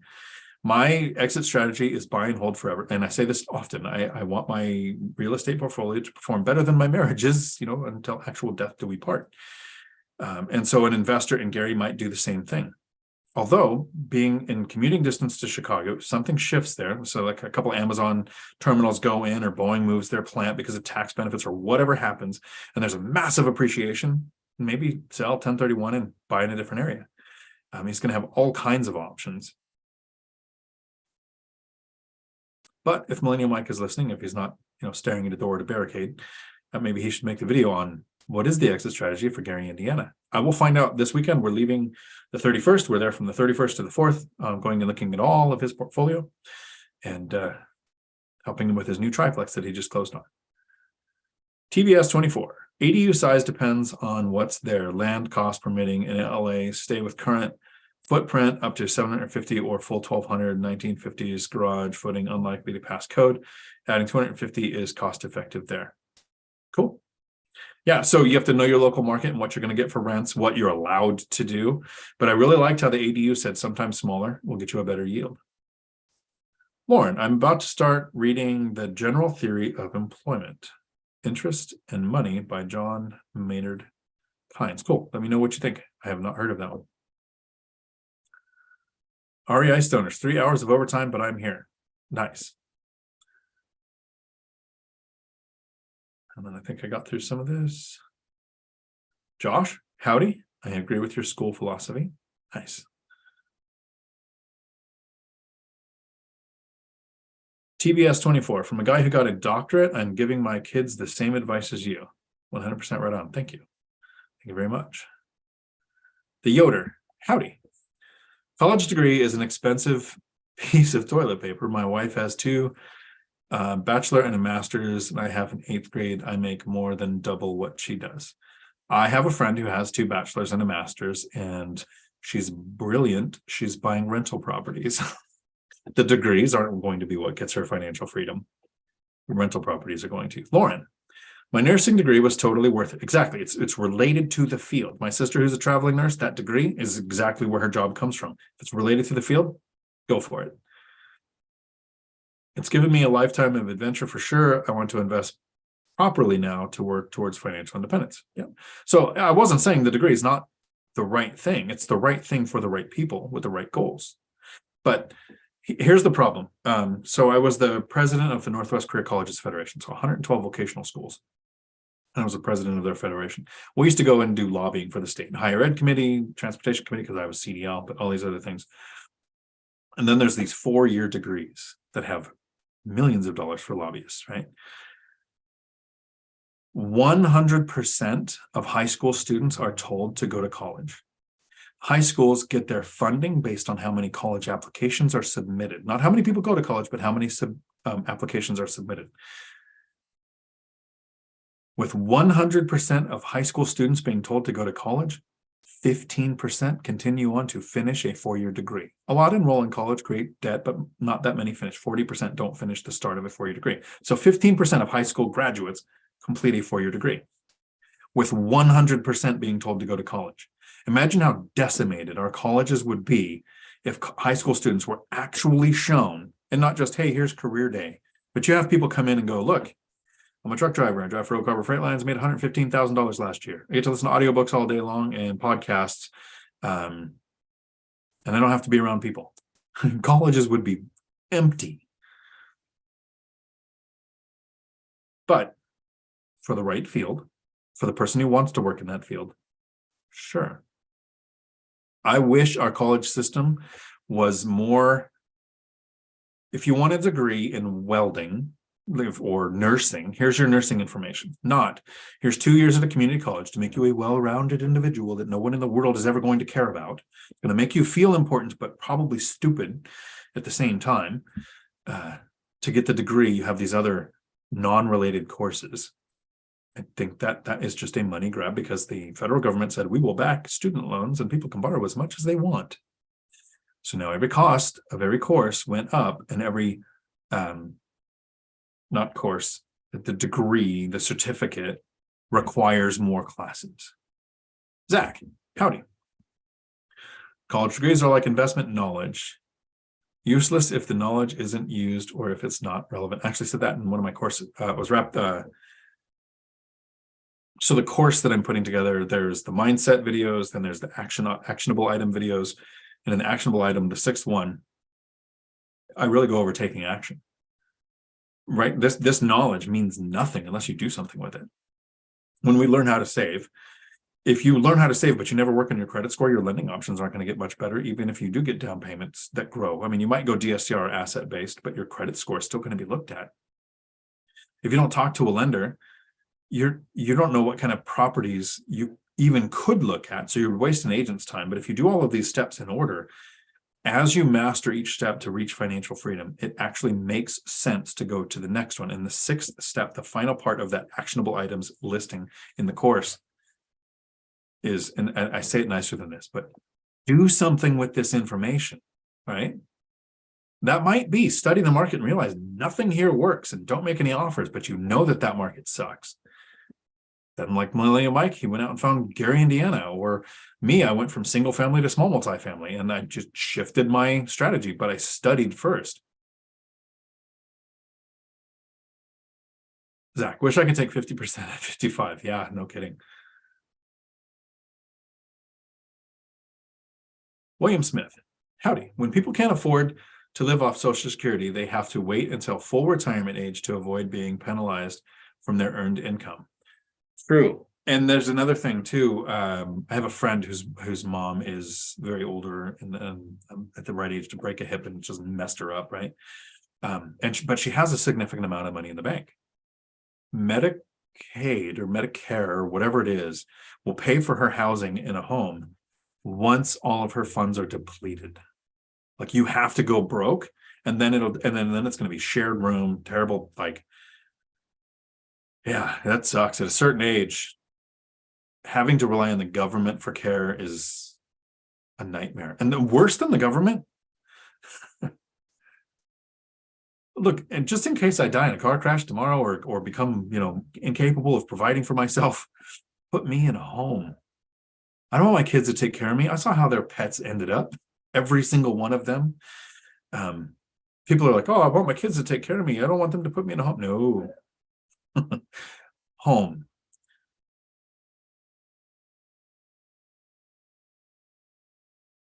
Zach, AH taught me investing. The auction house taught you investing. Yes, it did. World of Warcraft, I think, is the reference there for that. Tim, howdy. Just take the like button number 56. Thank you. I appreciate that. Laura, do they include wealth to quality for ACA, or is that only W-2 income if you retire early? Just W-2 income. Here's the beautiful thing of the world. American Care Act, or Obamacare, looks at your income, of which last year was my last year with a W-2. But my rental income with $203,000 in profit was zero. So guess what I'm paying for healthcare? It's funny how our system works. It's almost like Congress is full of people who own properties who keep making laws that benefit people who own properties. It's so weird, unexpected. Laser Focus Solutions, howdy. Hopped on late, but you're here now.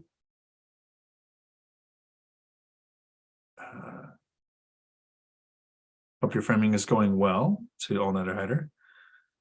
And then my chat moved right when I saw that. The key is to not make any claims to the IRS, but rather ask them to verify their claims and how their own tax code and case law do not apply to you. Let me know how it turns out. I like hiring a tax pro. It's actually one of the things I missed.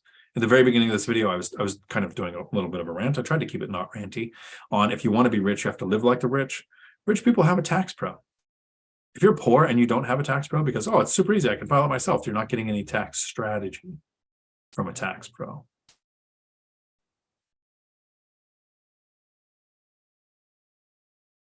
All Nighter Hider, when you send that unsolicited deck pic, make sure you trim the bushes to make it look bigger. Claims come with the burden of proof. I don't want the burden of proof, exactly. Adam, howdy. How much rent are you bringing in every month before expenses? I don't know that I've ever calculated that. 35,000, 34,000, something like that, somewhere in there. I'd have to check. I know my cash flow after PI, TI, and setting aside my 15% for repairs, maintenance, and vacancy, because I had that for a video, so I committed that to memory.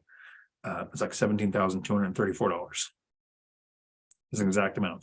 My brain says, just from rentals, this is your play money.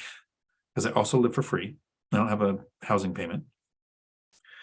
Because of the amazing Obamacare and income being based on that this year, my healthcare expense can be really low. My biggest expense really is, I think, food. Because I have set, people have a budget, I have a budget. It's a goal, not a limit.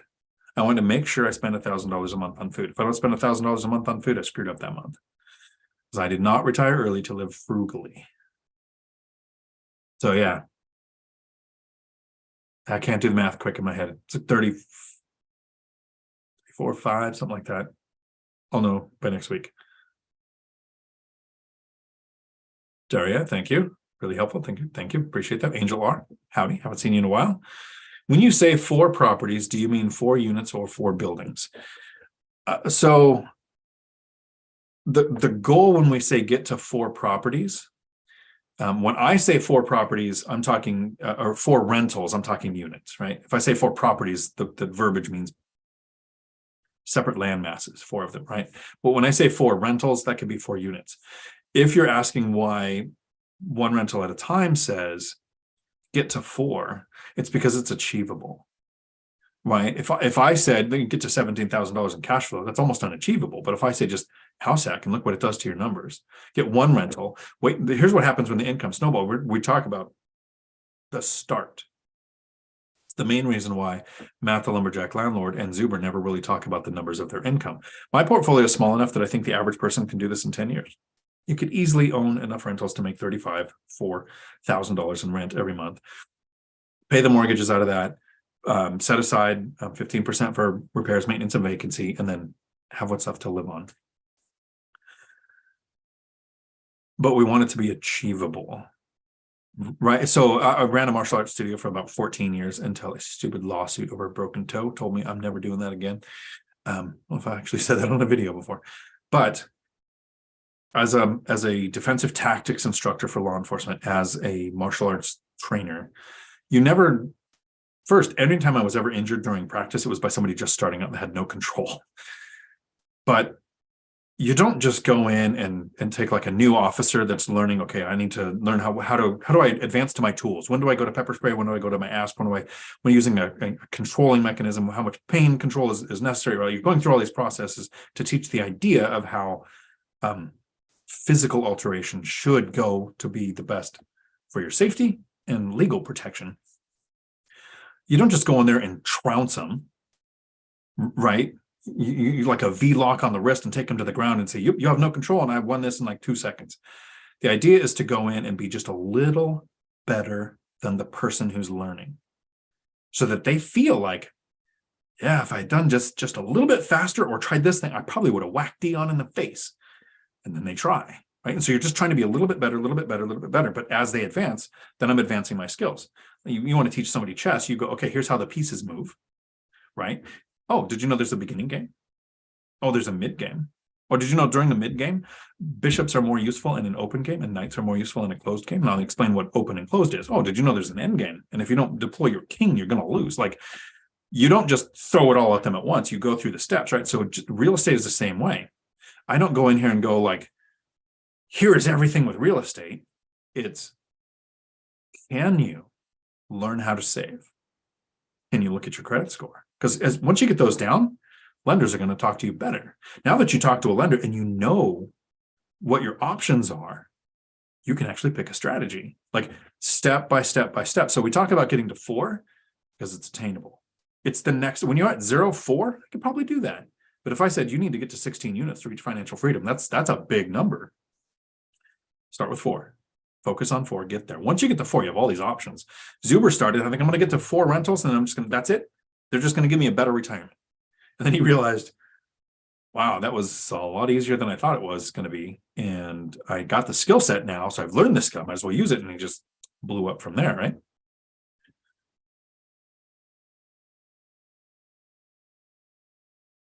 BGF, thanks for the insurance info. You're welcome. Travis, howdy. Live action. REI stoners. Whole Foods doesn't hire people with degrees either. Good to know. Angel R. When you get closer to retirement age, will you pay off your properties? That's a good question. I don't think so, because they're all below 5% interest. All but one are below 4% interest, right? And paying off low interest rate debt.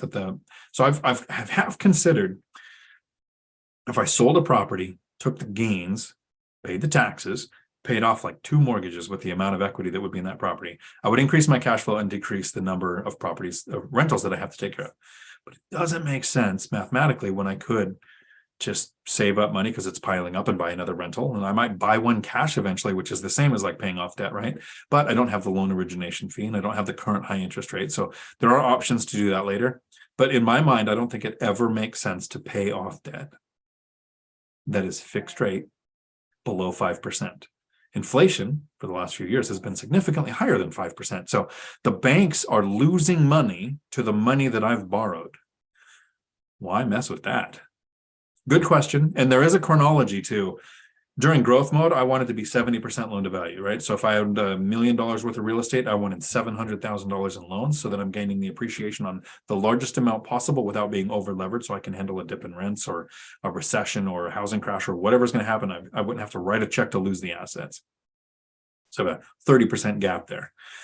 As I got closer to retirement, I did shift. I wanted a 50% loan to value, and I kind of messed up. I'm at about a 40%, 1.8 million on $5.5 million worth of stuff. So my loan to income, loan to value is too small.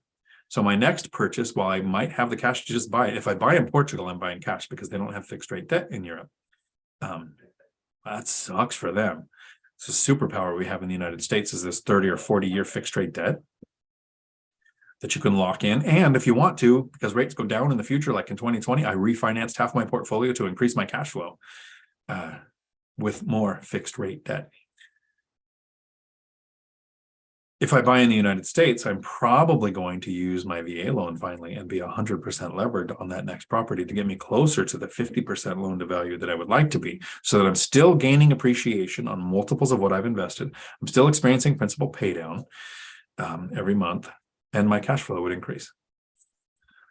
So that was a good question. Thank you. Michelle, my brother is considering getting a CDL. I hope he does. Have him email me, Michelle. I will connect him with somebody who can answer all of his questions. And sometimes the answers are, you shouldn't do this. It's not for you. Because getting a CDL is great. It's a great job, great thing in your back pocket to have a backup, but you don't work banker's hours. You are by yourself a lot. I want to say 60 to 70% of the jobs are kind of physical because you are loading and unloading, even if it's with a pallet jack, it's kind of physical.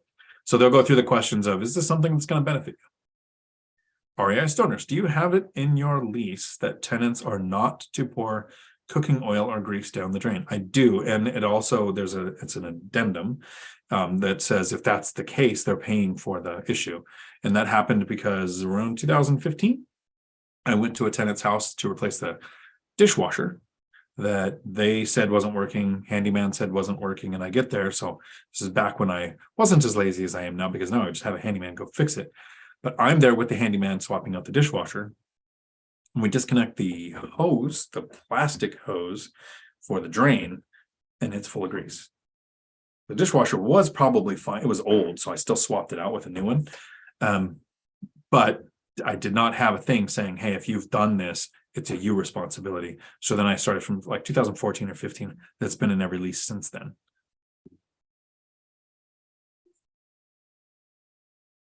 All-nighter hider. My tradesman buddies and I are all slamming degrees right now. Not all degrees, but most, right? Yeah, not all. And I regret, because I clept most of my classes. I went to Chapman University. Did correspondence courses because the interwebs wasn't a thing, because I'm a dinosaur. I just think it's one of the most embarrassing things I've done is gone to college. Flash of light. Howdy. Similar question to Angel. Would you pay off your owner occupied because it reduces the part of your monthly nut as you get closer to retirement? Absolutely not. Your owner occupied is probably your lowest interest rate. I did not always have the opinion that I do now. Around 2016, 17, we were allowed to have 4 mortgages in our name, right? Then you had to go to DSCR, asset-based or seller financing, which I hadn't educated myself on, didn't know about. So I was going to go to 4 mortgages, which I did. And then I used the debt avalanche and the debt income concepts at the same time, picked my highest interest rate mortgage loan. That was my lowest amount owed. And I paid off my single family house that I didn't live in, because equity is equity. I don't care if the equity is on a rental or my house. Your house, since it's owner occupied, you got a better down payment and a better interest rate. The house that I had a 6 point something interest rate. Everything else was below 5. So I paid that off, and it was a mistake. That house does cash flow, and I have a better equity position on that house. But if I had taken the money that I paid it off and used that to buy another duplex, I would have more cash flow, more appreciation, more principal pay down. The better decision to do with that money would have been buy another asset. So I didn't choose to pay off the one I lived in. I chose to pay off the one that made the most sense. I don't want my properties paid off. I would do 1,000-year mortgages if I could, because I am buying for cash flow. The cash flow from the rentals, whether they have a mortgage or not, is more than I need. So why pay it off? I will make more money by buying another rental than I would make if I paid off a rental or the house I live in. And the house you live in, the rentals you have, it's all the same expense. You have 7 mortgages, you have 15 mortgages, you have 2 mortgages, whatever it is, that's your monthly expense. Doesn't matter if you live there or not, right? My bank account, the first week of the month is awesome. My bank account plays a vertical pong. It goes rent, mortgage, rent, mortgage, rent, mortgage, right? Like it just does this the whole time.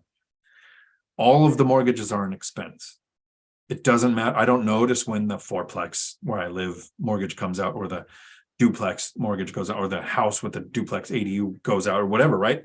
It's not different. If I was going to pay one off, I would pick, like right now, let's say I owned a home and I was living in it. I would pay off probably one of the duplexes that has the highest interest rate. Not the one I live in. One other one, because that would increase the cash flow more because it has a bigger interest rate. So it's a good question, but no, I don't plan on ever paying it off. And I think, so I bought most of these between 40 and 50, refinanced a couple at 50. So I'll be 75, 80 when they're paid off, just normal, without ever making extra payment, without paying every other week so that I make an extra month's payment every year, just literally the 30 years out. And this is it, unless interest rates ever go below 3%. I might refinance some more again. Then they'll be paid off when I'm 75 or 80, and I'll have some options, right? The cash flow will increase. I will start paying more in taxes because I'll be past the 27 and a half years of depreciation. I won't have the interest write-offs. And everybody goes, oh, you're going to pay taxes on real estate. But hang on, let me phrase this the right way. I'm going to be making a metric F ton of money. And some of that, because I don't have expenses, is going to go to the government. It's all in how you look at that. Michelle, my chat moved right when I said it. I am retired at 62. She lives with less than 700, which is what she gets. Someone else that didn't work is getting more than her. Yeah, a friend's mom is making about $700 a month too. So hopefully, Michelle, your aunt who retired at 62 getting 700. If they're in the U.S., Colombia might be different, right? But if they're in the U.S., maybe they qualify for housing subsidy. Maybe they qualify for food stamps. Maybe they qualify for other things. But if they're in Colombia, I think 700 a month might be livable. I think the average income is like $350 a month. So all night harder, finally done with work. Yay. Dynastic wealth. I like that word. Uses private trust to be private and LLCs to do business with the public. Also PMAs, private member association. Nice. Trusts have a good use, that's for sure. Laura, Dion, cash and saving account is not count. Sorry to keep asking, but I was told it does. Cash in a savings account. So it does for some benefits, but I'll have to look on the ACA. I don't think it does. And so cash in a savings account, if it did matter, have your reserves in an account, but then everything else should be put into the next property. All-nighter hider with more tax advice, which is always good. Yeah, tax-related advice. Legacy OPP. Howdy. With my write-offs from my job in rentals, I overpaid on my ACA health insurance, so I paid no taxes and got a refund of $2,600. There you go. Even the consumer price index is above 5%. I wouldn't lose debt below that either. Yeah, exactly. Lex. Howdy, Lex. How do you go about creating a new lease for existing tenants? So if you don't have any rentals, meaning you don't have any leases at all, I went to an agent friend of mine who has several rentals and asked him for a copy of his lease. And it was dog crap. So that was not the right way to go.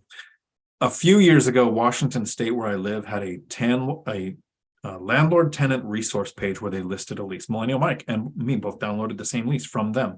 It's not there anymore, so something changed. Your state might have a currently existing lease. Apartments.com and Zillow offer some leases. BiggerPockets Pro membership offers a lease. You can go to an attorney and ask them to draft a lease, but whether you get it from your state, BiggerPockets, Apartments, or Zillow, find an eviction attorney in your area. So this is a tip that's worth, this tip right here will save you thousands of dollars. Find an attorney in your area that does evictions. Go to them and I retain them, but you might just give them a couple $100 for a conversation, right? Or ask for a free consult. But I retain the attorney. So I gave him like $1,500. And so if I ever have an eviction, there was $1,500 sitting there ready to be used. So a lot less stress thinking, oh, if I have to do an eviction, I'm going to have to go file. Nope. I have to call the attorney and say, hey, here's the address, here's the names, file everything, right? Already paid for. The start of it. It should be done less than that, but if it when it's turned into several months, it could cost more. But then ask the attorney this question. Here's the magic question. Ask the attorney, you work here, you're in this court system. What verbiage would you want added to my lease that will make your job easier if we ever have to go through an eviction? This is something my brother taught me because he did it. So I did it and had a couple of sentences added to my leases where in our current court system here, these are the things that attorney has experience with the judge upholding or recognizing. So those are your sources for leases. And then once you have one, you just change the names and the address, and you go in and you change the number of bedrooms or the parking or whatever is specific to that property. You can change it in the lease, but you need that template, which is from Apartments, Zillow, BiggerPockets, your state website, possibly somebody who has rentals. You can't ask for my lease because mine's specific to Washington State, specific to the 2 counties that I invest in. So if somebody's investing here, I'll share it, but you should still take it to an attorney and ask them if there's something they would like. If you're out of this area, it wouldn't do you any good. That's probably something. So in my free binder course, I've also included my spreadsheet for tracking my income and expenses, and I've included my seller financing letter, which you do not just copy and paste and send. Copy and paste, edit it to the deal that you're talking to that fit the situation with the seller that you're talking to, and then send. Include all that for free. I was thinking maybe I should include a lease in there, but I think somebody that's not in the area would take it and think that that's applicable, and the laws are different from area to area. So that's not a good idea. And then I see Michelle took a message back to make me lose sleep and wonder forever and ever about what that message was. Angel R, I think Dion's biggest strength is his availability to be logical rather than emotional when it comes to investing. Yeah, it's one of those things you really have to take your emotions out of it. But we are emotional people. So there's a caveat to that. If you choose a business to grow a business and with the goal of getting it to the point where it's so large somebody else runs the day-to-day, or you invest in stocks or crypto or beanie babies, whatever your thing is that you're going to invest in to create financial freedom with, or real estate like I chose, invest in something that excites you. So don't invest with emotion. Don't use emotion to say this is why I'm investing, but you need to use a strategy that you're excited, because you are more likely to stick to a plan you're emotionally invested in when you hit a roadblock, and they are going to happen. Real estate excites me. If somebody gave me stocks, to me, they're so not real and so scammy to me. They're not scammy, they're scammy to me, that I would sell them and immediately put that money into real estate.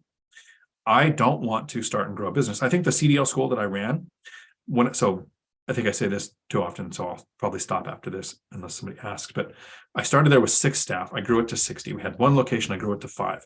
The owner before selling probably made less than 6 figures in profit his first year. And then the owner in the last couple of years was making multiple 7 figures when I left, right? So I did that as an employee, growing someone else's dream. I think I'm good at that. I think for myself, I wouldn't have the motivation to. Kind of like Zuber and Matt, the lumberjack landlord, with their hundreds of units and their massive scale portfolios. I'm like, 16 gives me over 17,000 a month, and it costs me $4 a month to live. I'm good. Like, I don't have the mindset to grow a business. So I'm not emotionally invested in growing a business and hitting the roadblocks. I was emotionally invested in these owners of this school gave me a shot. I'm going to knock it out of the park for them. Like I had that emotional. I wouldn't have done it for myself. So don't invest with emotion. Try to be as logical as possible and break it down to its components to make those actionable goals, like not outcome goals, but goals where this is what I'm going to do. I want to do these things, not I'm going to have these things. You're more likely to stick to it.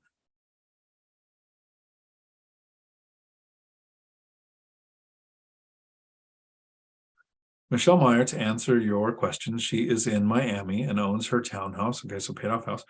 Her daughter lives in her exchange to pay taxes, okay, insurance and utilities, because she's got some help there.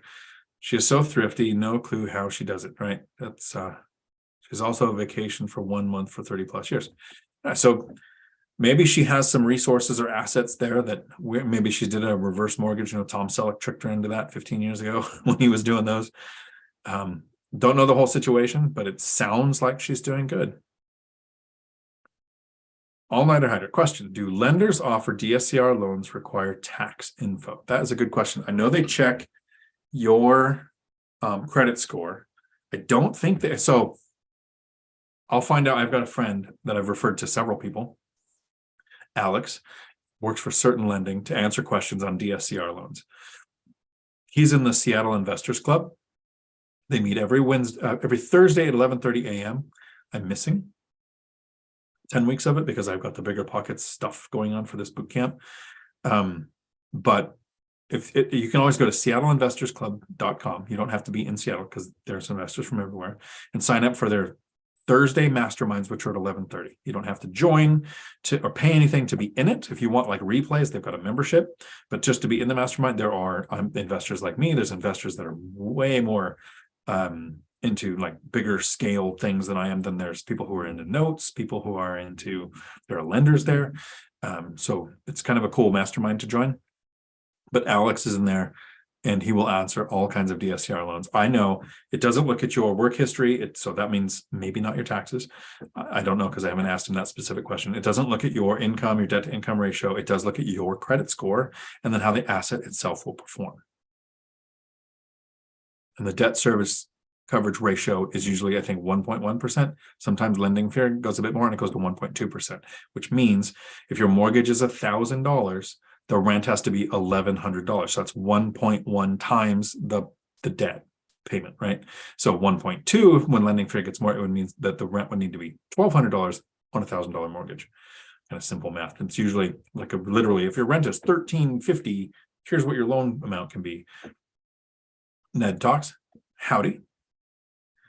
Lex, I should have mentioned I have the existing lease, which was from a local property manager company. So if you have the existing lease, just make another one like it and take it to an attorney and have a couple of lines added. If they might look at it and go, yeah, that's good. But I would retain the attorney to have an eviction attorney on retainer. Gets rid of a lot of the stress. Kind of like after you close on a property, there was a question earlier if that person is still here.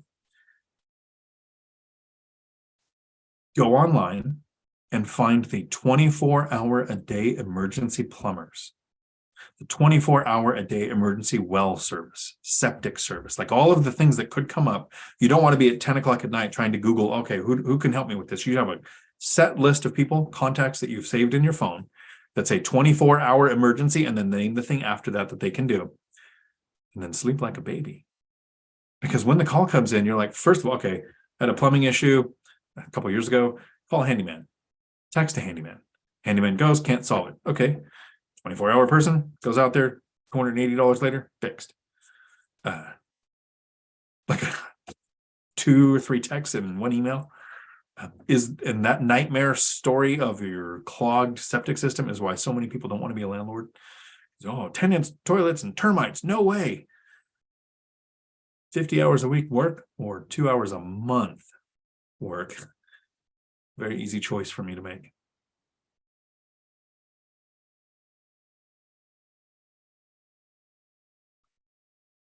Ed talks to where are you at, hider? Side note, you're terrible at hiding your at night. Exactly. Although he did look like he was hiding well in his car in the video that he was in. Angel R, thank you. You're welcome. Hunter, howdy. Hi, Dion. I'm living in Kansas. How do you narrow down the area, city you want to invest in? So in the course that I'm putting together, there's a section on actionable items, and the 4th one is to pick a strategy, and that means which market, right? There's a whole nother video on picking the market because there's so many things that people are going to talk about when it comes to picking the market and narrowing it down. So Zuber went to a town, too much information, too much data, went down to a zip code. I think he cut a zip code in half to kind of do that. So you can talk to your agents and set up a footprint of wherever you want. You can literally say east side of whatever to set that up. But when you're picking that market, a lot of people are going to say, how many economic drivers are there? How many sources of tenants? So I'll list off base, port, college, hospital, Boeing, Amazon, large population, beach, attraction, lake, whatever's going to make it to where people want to live there to rent your stuff, right? So economic drivers is one. Population growth is another. You can go to uhaul.com, see where all the trucks are moving, see if that place is getting people or losing people. You can look at, and this is dated, I wouldn't do this anymore, but people used to go and look at what is the average income, because now with remote working, your affordability index is, I want to say effed, but flawed is close enough. So it's just flawed, because we won't know for a couple of years what people are making in each region. So you're going to go through all these things, right? Here's what would narrow down the market for me, right? So you get a Cliff Notes version of what's in the course. To pick a market, there's one thing that matters. Boots on the ground. So if you're investing locally where you live, my footprint would be no bigger than where I would travel to take care of my rental. If you're investing at a distance, if you're going to pick another market, the way Millennial Mike did, he waited, he watched his friend, Mark Matsky, invest for a long time.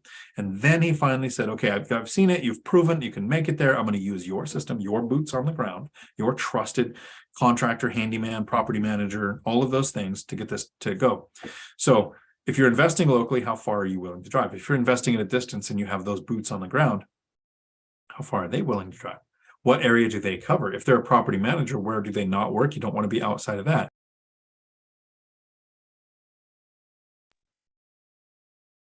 So you can also set up a search. And if you get too many searches in that, you can narrow down your parameters by area, or you can add some things. So I put in, I don't want foreclosures, I don't want short sales, I don't want HOAs, and then I only want in these two counties. In those two counties, there's some areas that I know specifically. I was an officer in one county, so I know the completely avoidable side of this one town I don't want to own properties in or ever go to again. And then there's this area by Tacoma called McNeeley Avenue. So I draw like 3 blocks out from McNeeley, top to bottom, north to south, won't own anything in there. Pretty much even if it was free and given to me, I wouldn't own it there because it's a war zone and you can't go there safely.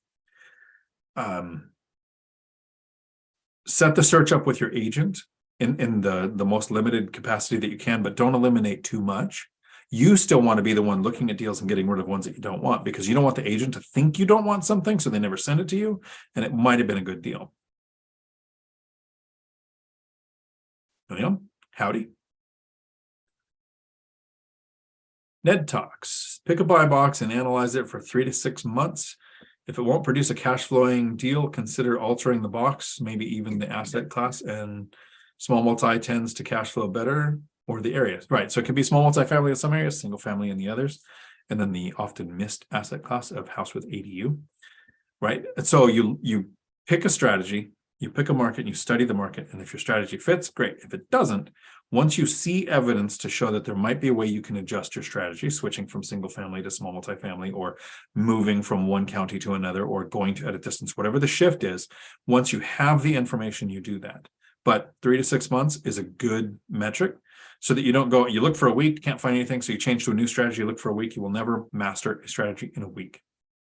So you could chase 5 rabbits, new rabbit every week, and you'll starve.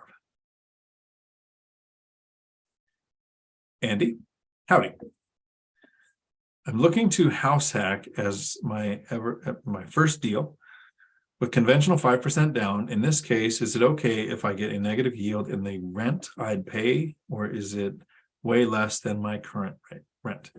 So I just did a video today with Michael Zuber on One Rental at a Time, where he did a deep dive on Sunday, and some house hacking questions came up. So he tried to answer them, and I think it sounded like he answered the same way I did. But we did the video where he said, let me hit you with the questions, because I've house hacked a couple times. Here's the couple of things that I do different with a house hack. So I've done a 5% down conventional loan on my first duplex, and then I paid $300 a month towards the mortgage. So with the mortgage and the money set aside for repairs, maintenance, and vacancy, that was an alligator. I was losing money every month while I lived there. So that's not how you run the numbers on a house hack. When you're looking at this property that you're buying as a house hack, take you out of the equation. If you do a 5% down, or a 3.5% down, or a 0% down, it's really easy to show a high yield. So you run the numbers like you did a 20 or 25% down, so that you can compare your property against other investment properties, apples to apples, as much as possible. So you're not actually going to put down 20%, but you calculate it like you did to see what the yield would be. And then while you're living in this unit, you would be paying rent or not collecting rent on that unit, right? So you take you out of that. What would the property produce if all units were currently rented? So my duplex, with me living in it, I was paying $300 a month, and then the setting aside for repairs, maintenance, and vacancy, I was losing money every month, but I wasn't paying $1,500 a month like I was at the apartment I was in, right? And once I moved out, that property produced $800 a month in cash flow after mortgage and setting aside for repairs, maintenance, and vacancy. That's how you run the house hack. So if you weren't living there and all units were rented, and you did a 20% down, run it through the calculator and let me know what you get there. That's how you look at the yield to see if it's a deal worth pursuing or not. And remember, math is step one of about 20 steps. Because after that, it's, are there economic drivers? Are there aspects of the property that's going to attract tenants and help limit tenant turnover, like washer dryer hookups, not next to power lines, not next to a noisy airport? Is there parking? All of the things that can matter for the property to make it work for the strategy that you're using. That comes, we start with math. That's where most investors stop talking. They just go, oh, it's a 13% yield, jump on it. All right. It's an over-under property in a war zone with no parking, and you have to walk 5 blocks to get there. And the washer dryer hookups aren't there, so you have to use either a shared laundry or a laundromat. So the tenants are waiting for a place to open up, and you can find all of these reasons why you don't want to buy it, even though the yield was good. So we start with math because it's the easiest thing to eliminate things for, and then you go through all of the wants and don't wants that come after that. That was a real estate class that took 5 minutes. Ned Talks, cash flowing. ICE transport. You're a real boss. Never seen a person more open than you. Thank you for helping all of us. So, time for an overshare. And have I made it 2 hours without drinking any water? I think so.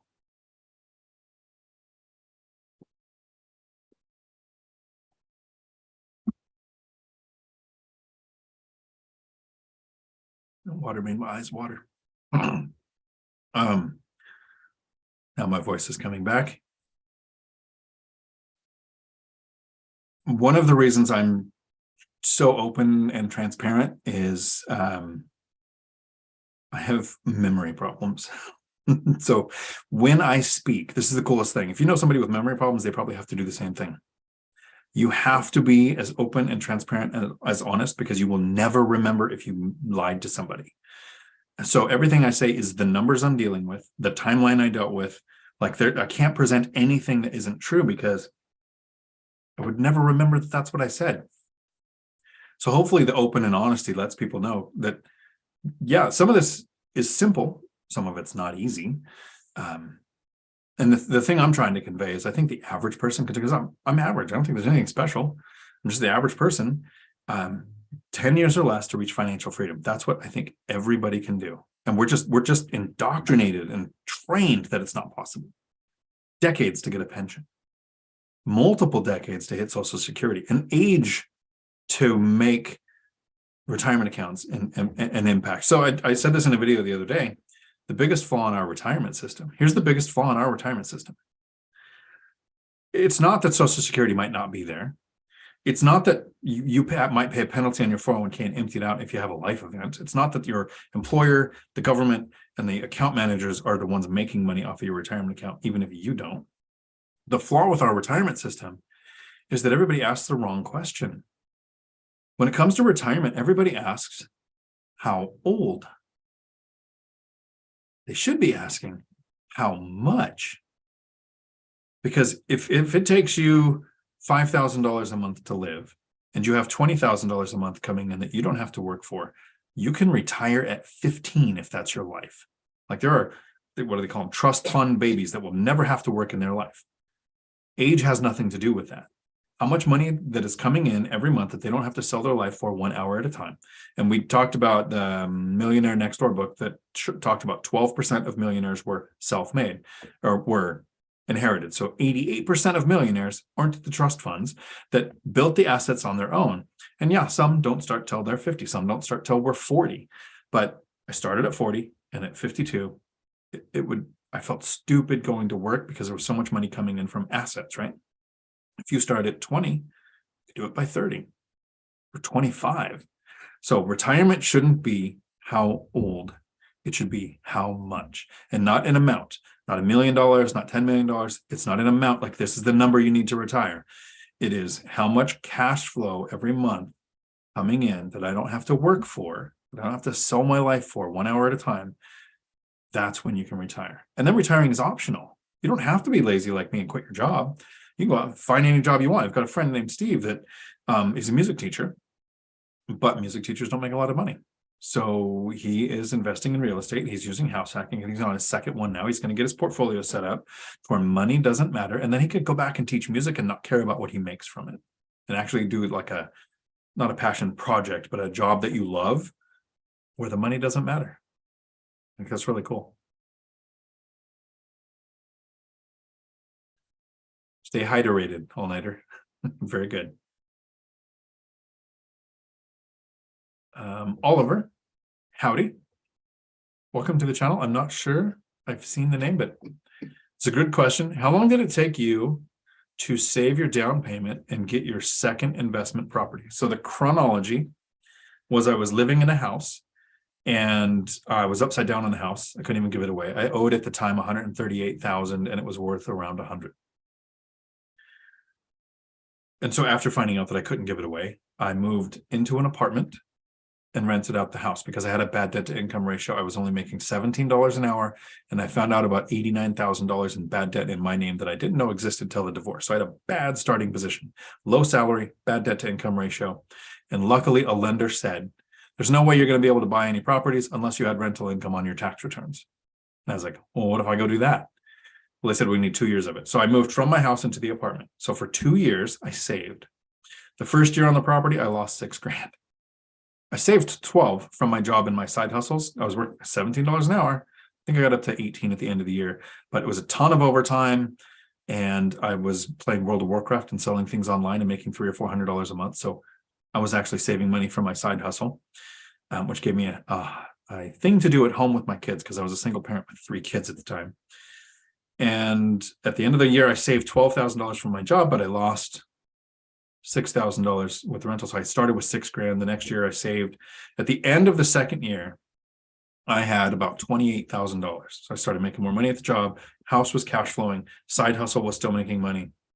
I took the $6,000, got to 28. So at 2 years, I had $28,000. Bought my first duplex with a 5% down conventional loan. So 2 years to buy the second property, which was my first investment purchase. And then it took 2 years after that to save an actual 20% down payment for the next duplex. This was 4 years to buy 2 properties. So it didn't happen fast, it didn't happen overnight. That's the transparency I'm wanting people to see. It is absolutely possible to be Cody from Cody and Christian Multifamily and be 19 and go get 30 rentals before you can buy a beer, and then partner up with Christian and he's like 22 and they have over 100 units and they own a 20-unit resort now. Like, you can kill it like that. That wasn't the strategy that worked for me.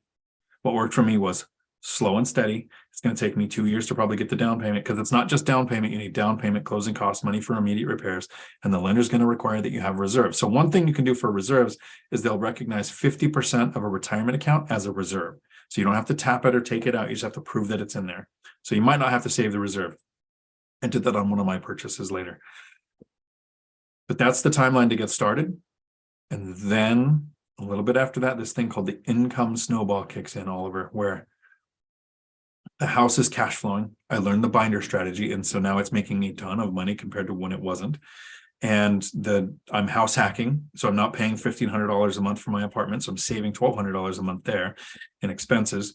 I've got the duplex that's cash flowing. And so all of that added together, the money started piling up. And it was really cool. I think I've shared this before. I think I've even said this on BiggerPockets, but I was able to really improve at my job because my job didn't matter. I wasn't even financially free yet. It was in the beginning when I started investing. I was like, wow, if I could do this every 2 years, in 10 years, I'm going to have 5 rentals. 5 rentals giving me this much cash flow. I'll be making more. And I was. At the 6-year mark, I was making about $100 a month more after everything than I was when I was a police officer. As a police officer, I was making $1,300 every 2 weeks, so $2,600 a month. This was up until 2008 when I got laid off for the recession. And at the 6-year mark, I was making $2,700 a month in pure cash flow. So not financially free, right? But better than what I was when I was a cop. that was the timeline. That income snowball starts to kick in. And the next purchase was a year and a half. And then I paid off the house in a year because I got to those 4 mortgages, paid one off because I made a mistake. I shouldn't have paid it off. Should have bought more rentals. But now you can have up to 10 mortgages in your name. So it's a little easier. So now I have 7 properties with 6 mortgages. It gets faster. And it's really the hardest thing I think to convey to people is, I'm sorry, the first few years are going to suck. And holy cow, are they worth it? The first 5 years compared to the next 5 years are night and day. If I had to be frugal, I would never have worked towards financial freedom. I was frugal for a while, but if I had to be frugal forever, like the person who has a $700 a month income but has a paid off house and they can live, I would still be working. But I'm trying to remember the last time I looked at the price tag on something. Like, I don't like to waste money. I'm going to dinner tonight after this is over, and I'm going to sit down at the table. I'm going to open the thing, and it's not a cheap restaurant. I think the meal's going to be like $70 a person there. What do I feel like in the moment when I sit down to eat? Like, that's the life I want. I don't want the life. I said this about 20 minutes ago. I have a goal. I want to spend at least $1,000 a month on food. Like that, and it's not, I'm going to get to 1,000, I'm good. Like, that's the goal. If I don't hit that far, I mess up.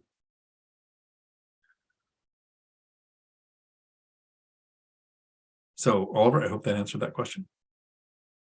RIA stoners, cheers. Thank you. Andy, thanks, Dion. I usually analyze the deals as if I would also be paying rent to myself. There you go.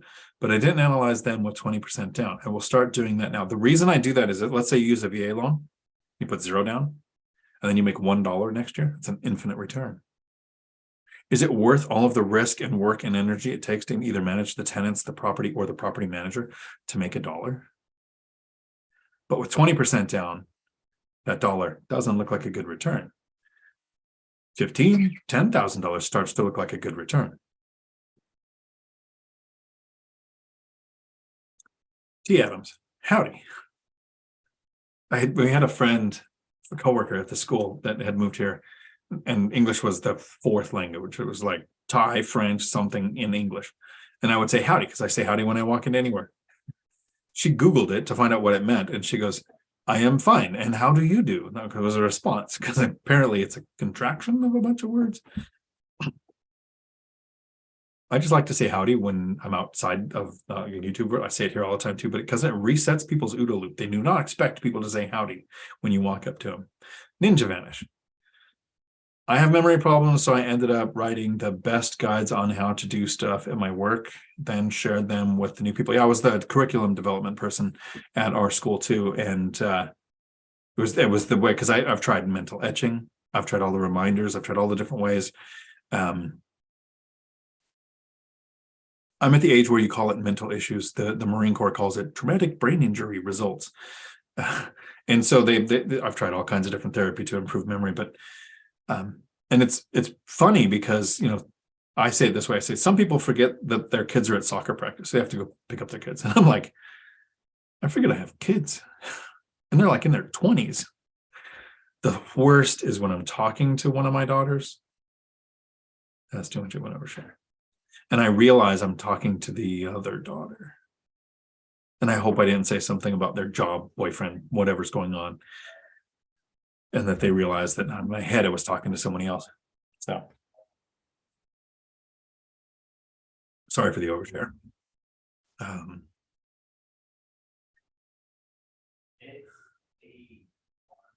Oliver, Dion, when you were starting out on your first couple duplex properties, what were some of the maintenance things that needed attention that you fixed yourself at your properties?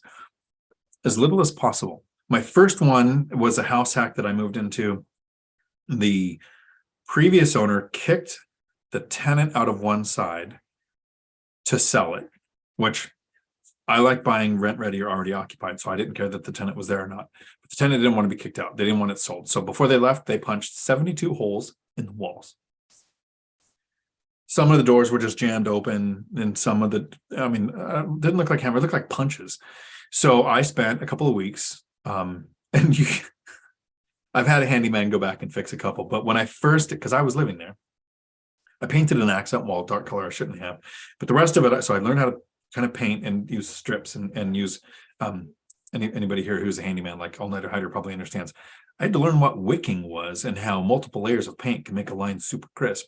It's because I did accent wall because I wanted to be creative in my first place, which was way too much work. Now I just paint everything the same color. But you could see where I started on the drywall.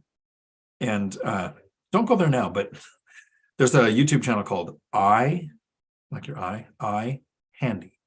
And it's girls in lingerie that fix things around the house. And somebody sent it to me as a joke, but I was like, they're actually fixing drywall and really cool. You cut the square out, you put in a piece of wood that you screw on the sides, cut your drywall, put it in so that it's nailed to that wood that's now behind the drywall. I wouldn't have known to think of that. And then you tape and mud and use your orange spray and everything to texture match it. And I didn't know any of that. So I'm watching the YouTube stuff, trying it. And my first couple, it looked like a punch that someone painted over. And then as you go through to the end, and then by the fourth room, I learned the tape and mudding to get the texture right and how to get the orange peel at the right distance to make it match.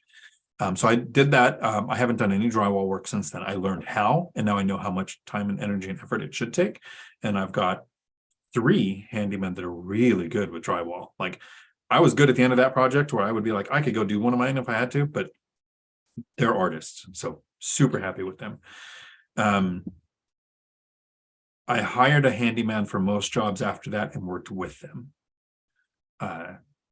Deck repair, and not replacement, but shoring up and leveling and replacing dry rotted parts and those kind of things.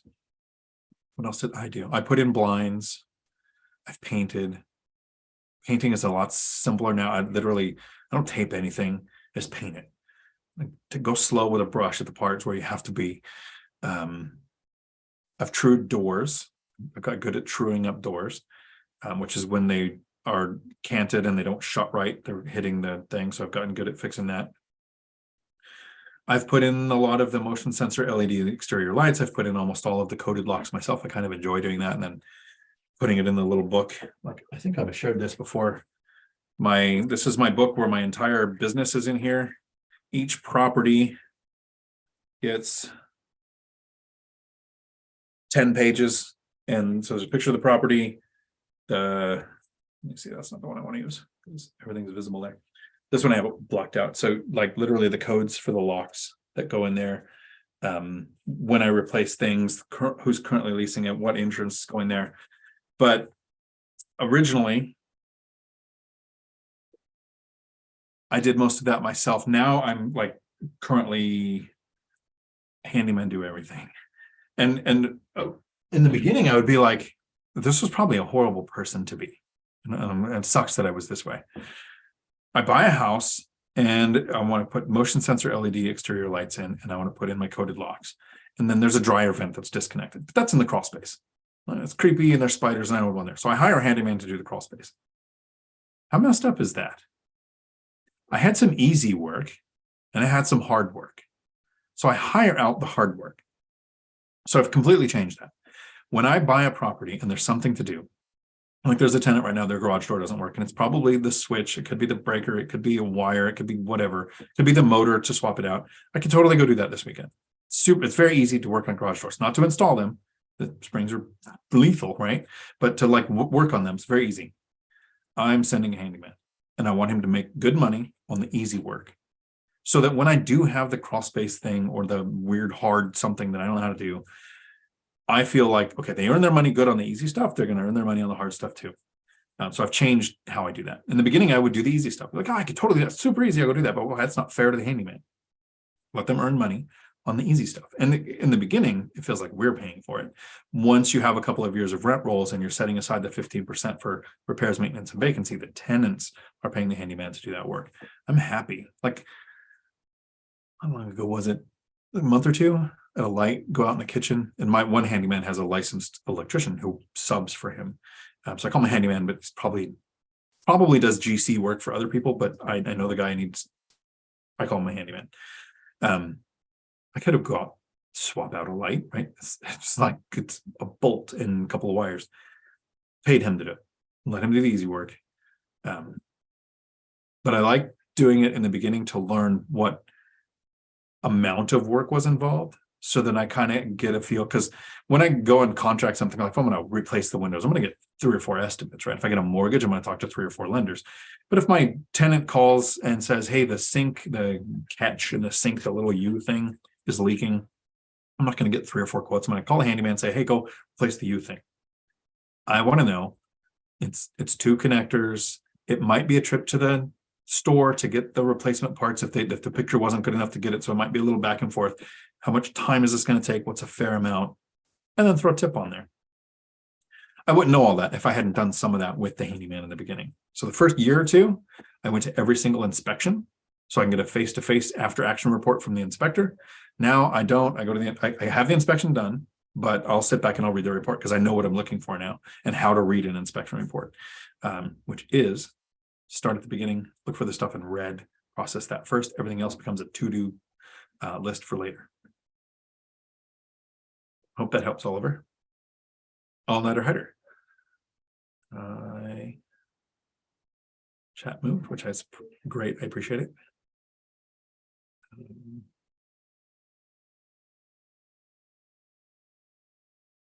Where did it go?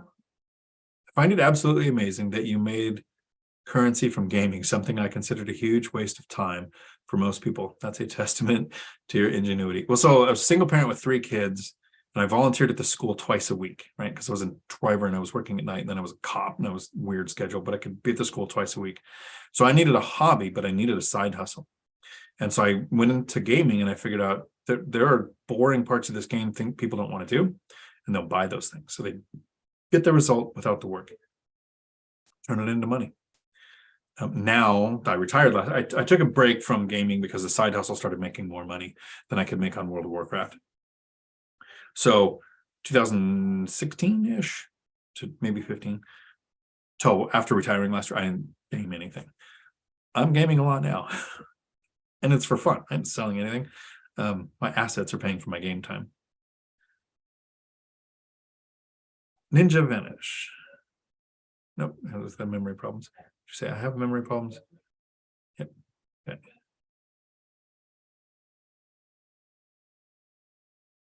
Oliver, thank you, Dion. Always great content and feedback. Thank you. I'm sorry if I don't recognize your name. That's the memory thing. Sounds like you've been here before. Michael, howdy. When I first started going down the financial independence road, I set myself a goal of not spending more than $100 on food each month. I can't imagine spending $1K on food. So me too. Like, I've talked about this in videos and I think in a couple of shorts, which I don't know if I've actually put out. I think I've mentioned my memory problems, but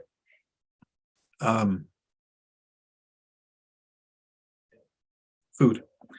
So Math the Lumberjack Landlord talks about eating on the dollar menu at McDonald's, right? I totally get that.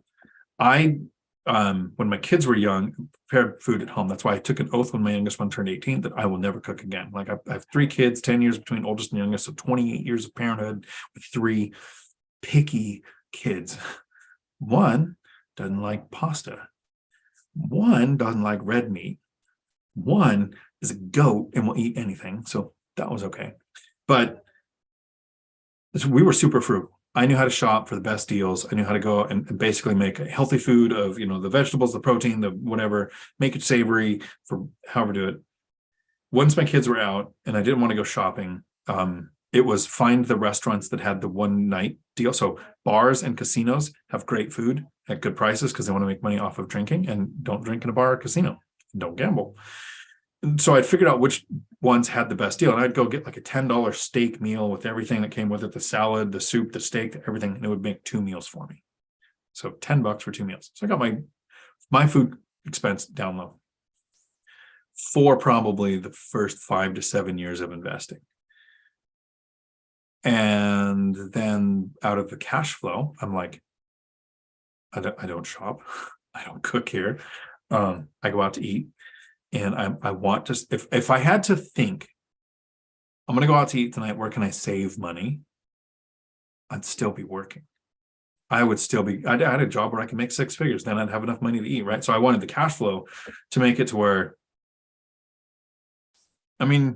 I'm not going to El Gaucho's and spending $600 a meal every week, but I am going to Wildfin or Anthony's, or where it's going to be at least $100 to $200 to eat. And then I take the leftovers. It'll be a second meal for me, kind of thing. Yeah. Financial freedom means not looking at price tags. So I'm going to buy my next rental property, which is either going to be the property in Portugal, which I will live in the winter, or it's going to be a small multifamily here that just adds to the cash flow. And then after that, I'm thinking about buying something like a Dodge Hellcat or some ridiculous car that just is, expensive and nice. I don't know which one it'll be. I haven't even picked. I just say Hellcat because at least people know which one that is. I had a Corvette for a while. Not the most comfortable. And Washington, too low. The tire spray from people's rain, you can't see. So I don't want to be frugal to retire early. It took frugality to get the income snowball. It's very important after that you actually live life.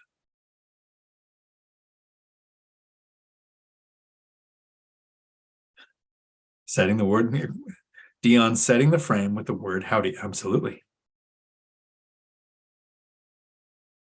So Oliver, a ton of lenders will do 5% down on a duplex. Both Millennial Mike and I have done that. You will have a lot of lenders say, we don't do that. So then you go find another one. Check with Guild Mortgage, Fairway Mortgage, a broker. Your large banks will sometimes say, oh no, duplex is a little different, but Fannie Freddie say single family, house with ADU and duplex are the same. It's triplex and fourplex that are different. So lending fear might go up and the down payment on a duplex can change because of the lender, but it's not a requirement. So. All right, Stoners, $100 a month for food is absolutely doable. With my 3 kids, we were probably around 150 when we had to be. Andy, if after analyzing the house hack, as you mentioned, me paying rent to myself also, if the cash flow is negative, is that an absolute no-no? Or should I project rent increase? Never project a rent increase. Always project rents as being flat. Because here's a statistic I'll quote often, and you can Google this. Since 1940, it's actually 1914 when we started tracking the data, but the charts you can find right now are out from 1940. At no point in any point in our history since 1940 have rents gone down over a 5-year period. They have plateaued several times where they don't go up. And in 2009, they dipped in Class A rentals enough to make it look like all rents went down, but B and C increased because during a recession, people couldn't own houses. There was more rental demand and they didn't rent Class A rentals. They rented Class B and C. So a plateau is entirely possible. So do not project an increase. I invest like I'm planning on rents going down, even though we've never seen that. But no, I do not buy an alligator. If you were not there, if you were paying rent, so if that unit was rented out and you were going to lose money, you will add decades to your investing. Look at a different asset class for house hacking. House with a split level, built out basement, house with ADU. And whenever you're looking for ADUs, they are not on Redfin, Zillow, Realtor.com. That's all dated information that is not accurate. You need access to the MLS and you have to actually search with the words that the listing agents are going to use. Right? Investors look for small multifamily. We'll list out duplex, triplex, fourplex, and home buyers are looking for single family. Some investors will look for single family, but home buyers don't want an ADU. They don't want tenants. And investors will sometimes look for an ADU. But what if the listing agent put DADU, JADU, accessory dwelling unit, auxiliary dwelling unit, detached accessory dwelling unit, granny flat, mother-in-law house? So if you're going to search for house with an ADU to increase the asset types that you're looking at that you can house hack, include every colloquialism that can be used because you can't control what the listing agent did. And you might find a different asset class that cash flows better. And then for the last 3 years or so, speed was your friend. Right? I wanted an offer in within less than an hour. I wanted to get the sunk cost theory going for the seller before they realized they were going to get inundated with over asking, waiving contingencies offers. And so I make my asking price or a little more offer really fast, get it accepted, and then we negotiate price later with the inspection report. That's shifted. We're not quite in a buyer's market now, but we're not so far into the seller's market that the thing I'm watching for now, and Andy, what you should be watching is set up your searches for things that have more days on market. So if in my area, 2 days on market was kind of average. If it was on for 2 days, there was something wrong with it. Well, now if it's on for 10, that seller isn't getting what they expected. So I'm looking for things that are on the market 20 or 30 days. And then I'm making offers basically ignoring the list price. And I run the math and go, what number makes sense to me? I think what was the last one? It was like 475 and I offered 4. Then they countered at 450 and I offered 4. Then they countered at 425 and I offered 4. I almost offered 390, but I offered 4. Haven't settled on it yet. I haven't reached back out either because I started thinking about Portugal. But so watch days on market and start making offers that make sense to you. Because the cool thing is now, for 5 to 10 years, we were not able to know if we found a motivated seller. Because if you got an offer in quick and they sold, it means that they just got the price they wanted. You don't know if they had the 3 Ds, right? The 3 things that can happen in someone's life that makes them sell: death, divorce, or doing something dumb like dating, where you lose all your money and you have to sell your property. But now, if it sits a long time and they want 500,000 and you offer 400,000 and they ignore you, that's not a motivated seller. But if they want 500, you offer 4 and they offer 420, you might have found a motivated seller. It's something we couldn't have even known before. Oh, that too risky punching walls with studs in them. Very true. You hand paint your lines, no tape, we'll worry about the so when I did the accent where I had the lines on the wall, I learned about wicking and fixed it that one time. But ever since then, I've never taped edges or anything. Blake, howdy.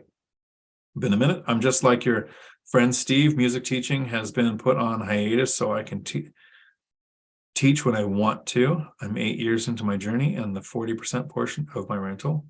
Nice. Awesome. And then once you're past it, maybe you go back into teaching just because it's fun. Has it eclipsed your music income by 10-fold? Nice. Beautiful. Love it. All-nighter hider. Drywall is my bread and butter. Yep. I've had quite a bit of drywall work done. I'm trying to think of the last one. A little bit of drywall work because there was a drain pipe broke in a wall. Which sounds like a nightmare. I don't want to own real estate. I think it cost me less than $150 total. And it didn't even cost me. It came out of the money the tenants pay in rent that gets set aside for repairs, maintenance, and vacancy. I still water down hot mud. Nice. And my chat moved. And roll the wall to match the year's stripes and rollers have created. Nice. Michael, REI stoners, probably lots of cheap mac and cheese, ramen noodles, and the rice. Yeah, pad thai, the $1 box of pad thai. I'm not cooking tons of veggies to make up for all that time, but now don't feel I have to be as frugal. Good job.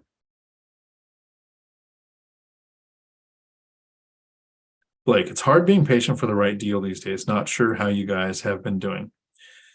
Patience. That's been the shift. It used to be speed, now it's patience. Garage doors sometimes don't open because the lasers are misaligned or dirty. And I'm pretty sure that's the case because this is a tenant who blocks the door at a certain height so the cat can go in and out. Because I've offered, hey, I could put a cat door in the garage door and he doesn't want it for some reason. He wants to be able to secure it when he doesn't have it set up that way. I'm not sure. I'm like, who's going to fit through a cat door? And if they want in, a door ain't going to stop somebody. REI Stoner, searching for my first deal, but I ran numbers every day, so nothing slips by me. Nice. Probably going to wrap this up here in a little bit. So if you guys any more questions you guys want to get, we can get into them here. All-nighter hider, preparing one's own food is not only healthier, but cheaper too. Win-win. And I love cooking and baking. No, the Muffin Man in Alaska. Yeah, no, I have taken an oath. Never cook again. Had enough of that. And I've had a lot of people say it's healthier to eat at home, and I don't think that's true. I think if you pick the right meals at restaurants, you can eat healthier at a restaurant.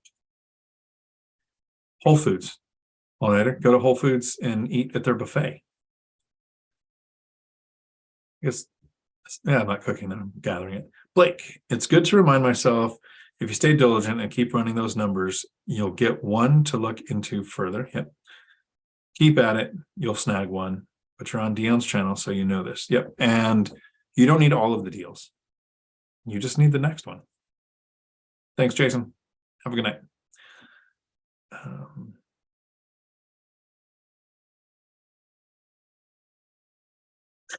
All nighter hider. Seems like 1,000 a month for food is about the same as $100 a month when adjusted for inflation. Probably. Yep. Cool. I think we will wrap it up there. You can find my information at this website here. Information on the free binder course, how you can get a copy of my income and expense spreadsheet, and you can get a copy of my seller finance letter. You can book an hour if you want a Zoom call there. I have changed my opinion of that to a limited degree. It'll be available currently on Wednesdays, Fridays, and Saturdays. And I'm not sure how many I'm going to limit that to per week. The course will be out eventually, but not today. I hope you all have an evening full of marvelous. Until my next video, thanks for coming to my Dion Talk. And I'm off.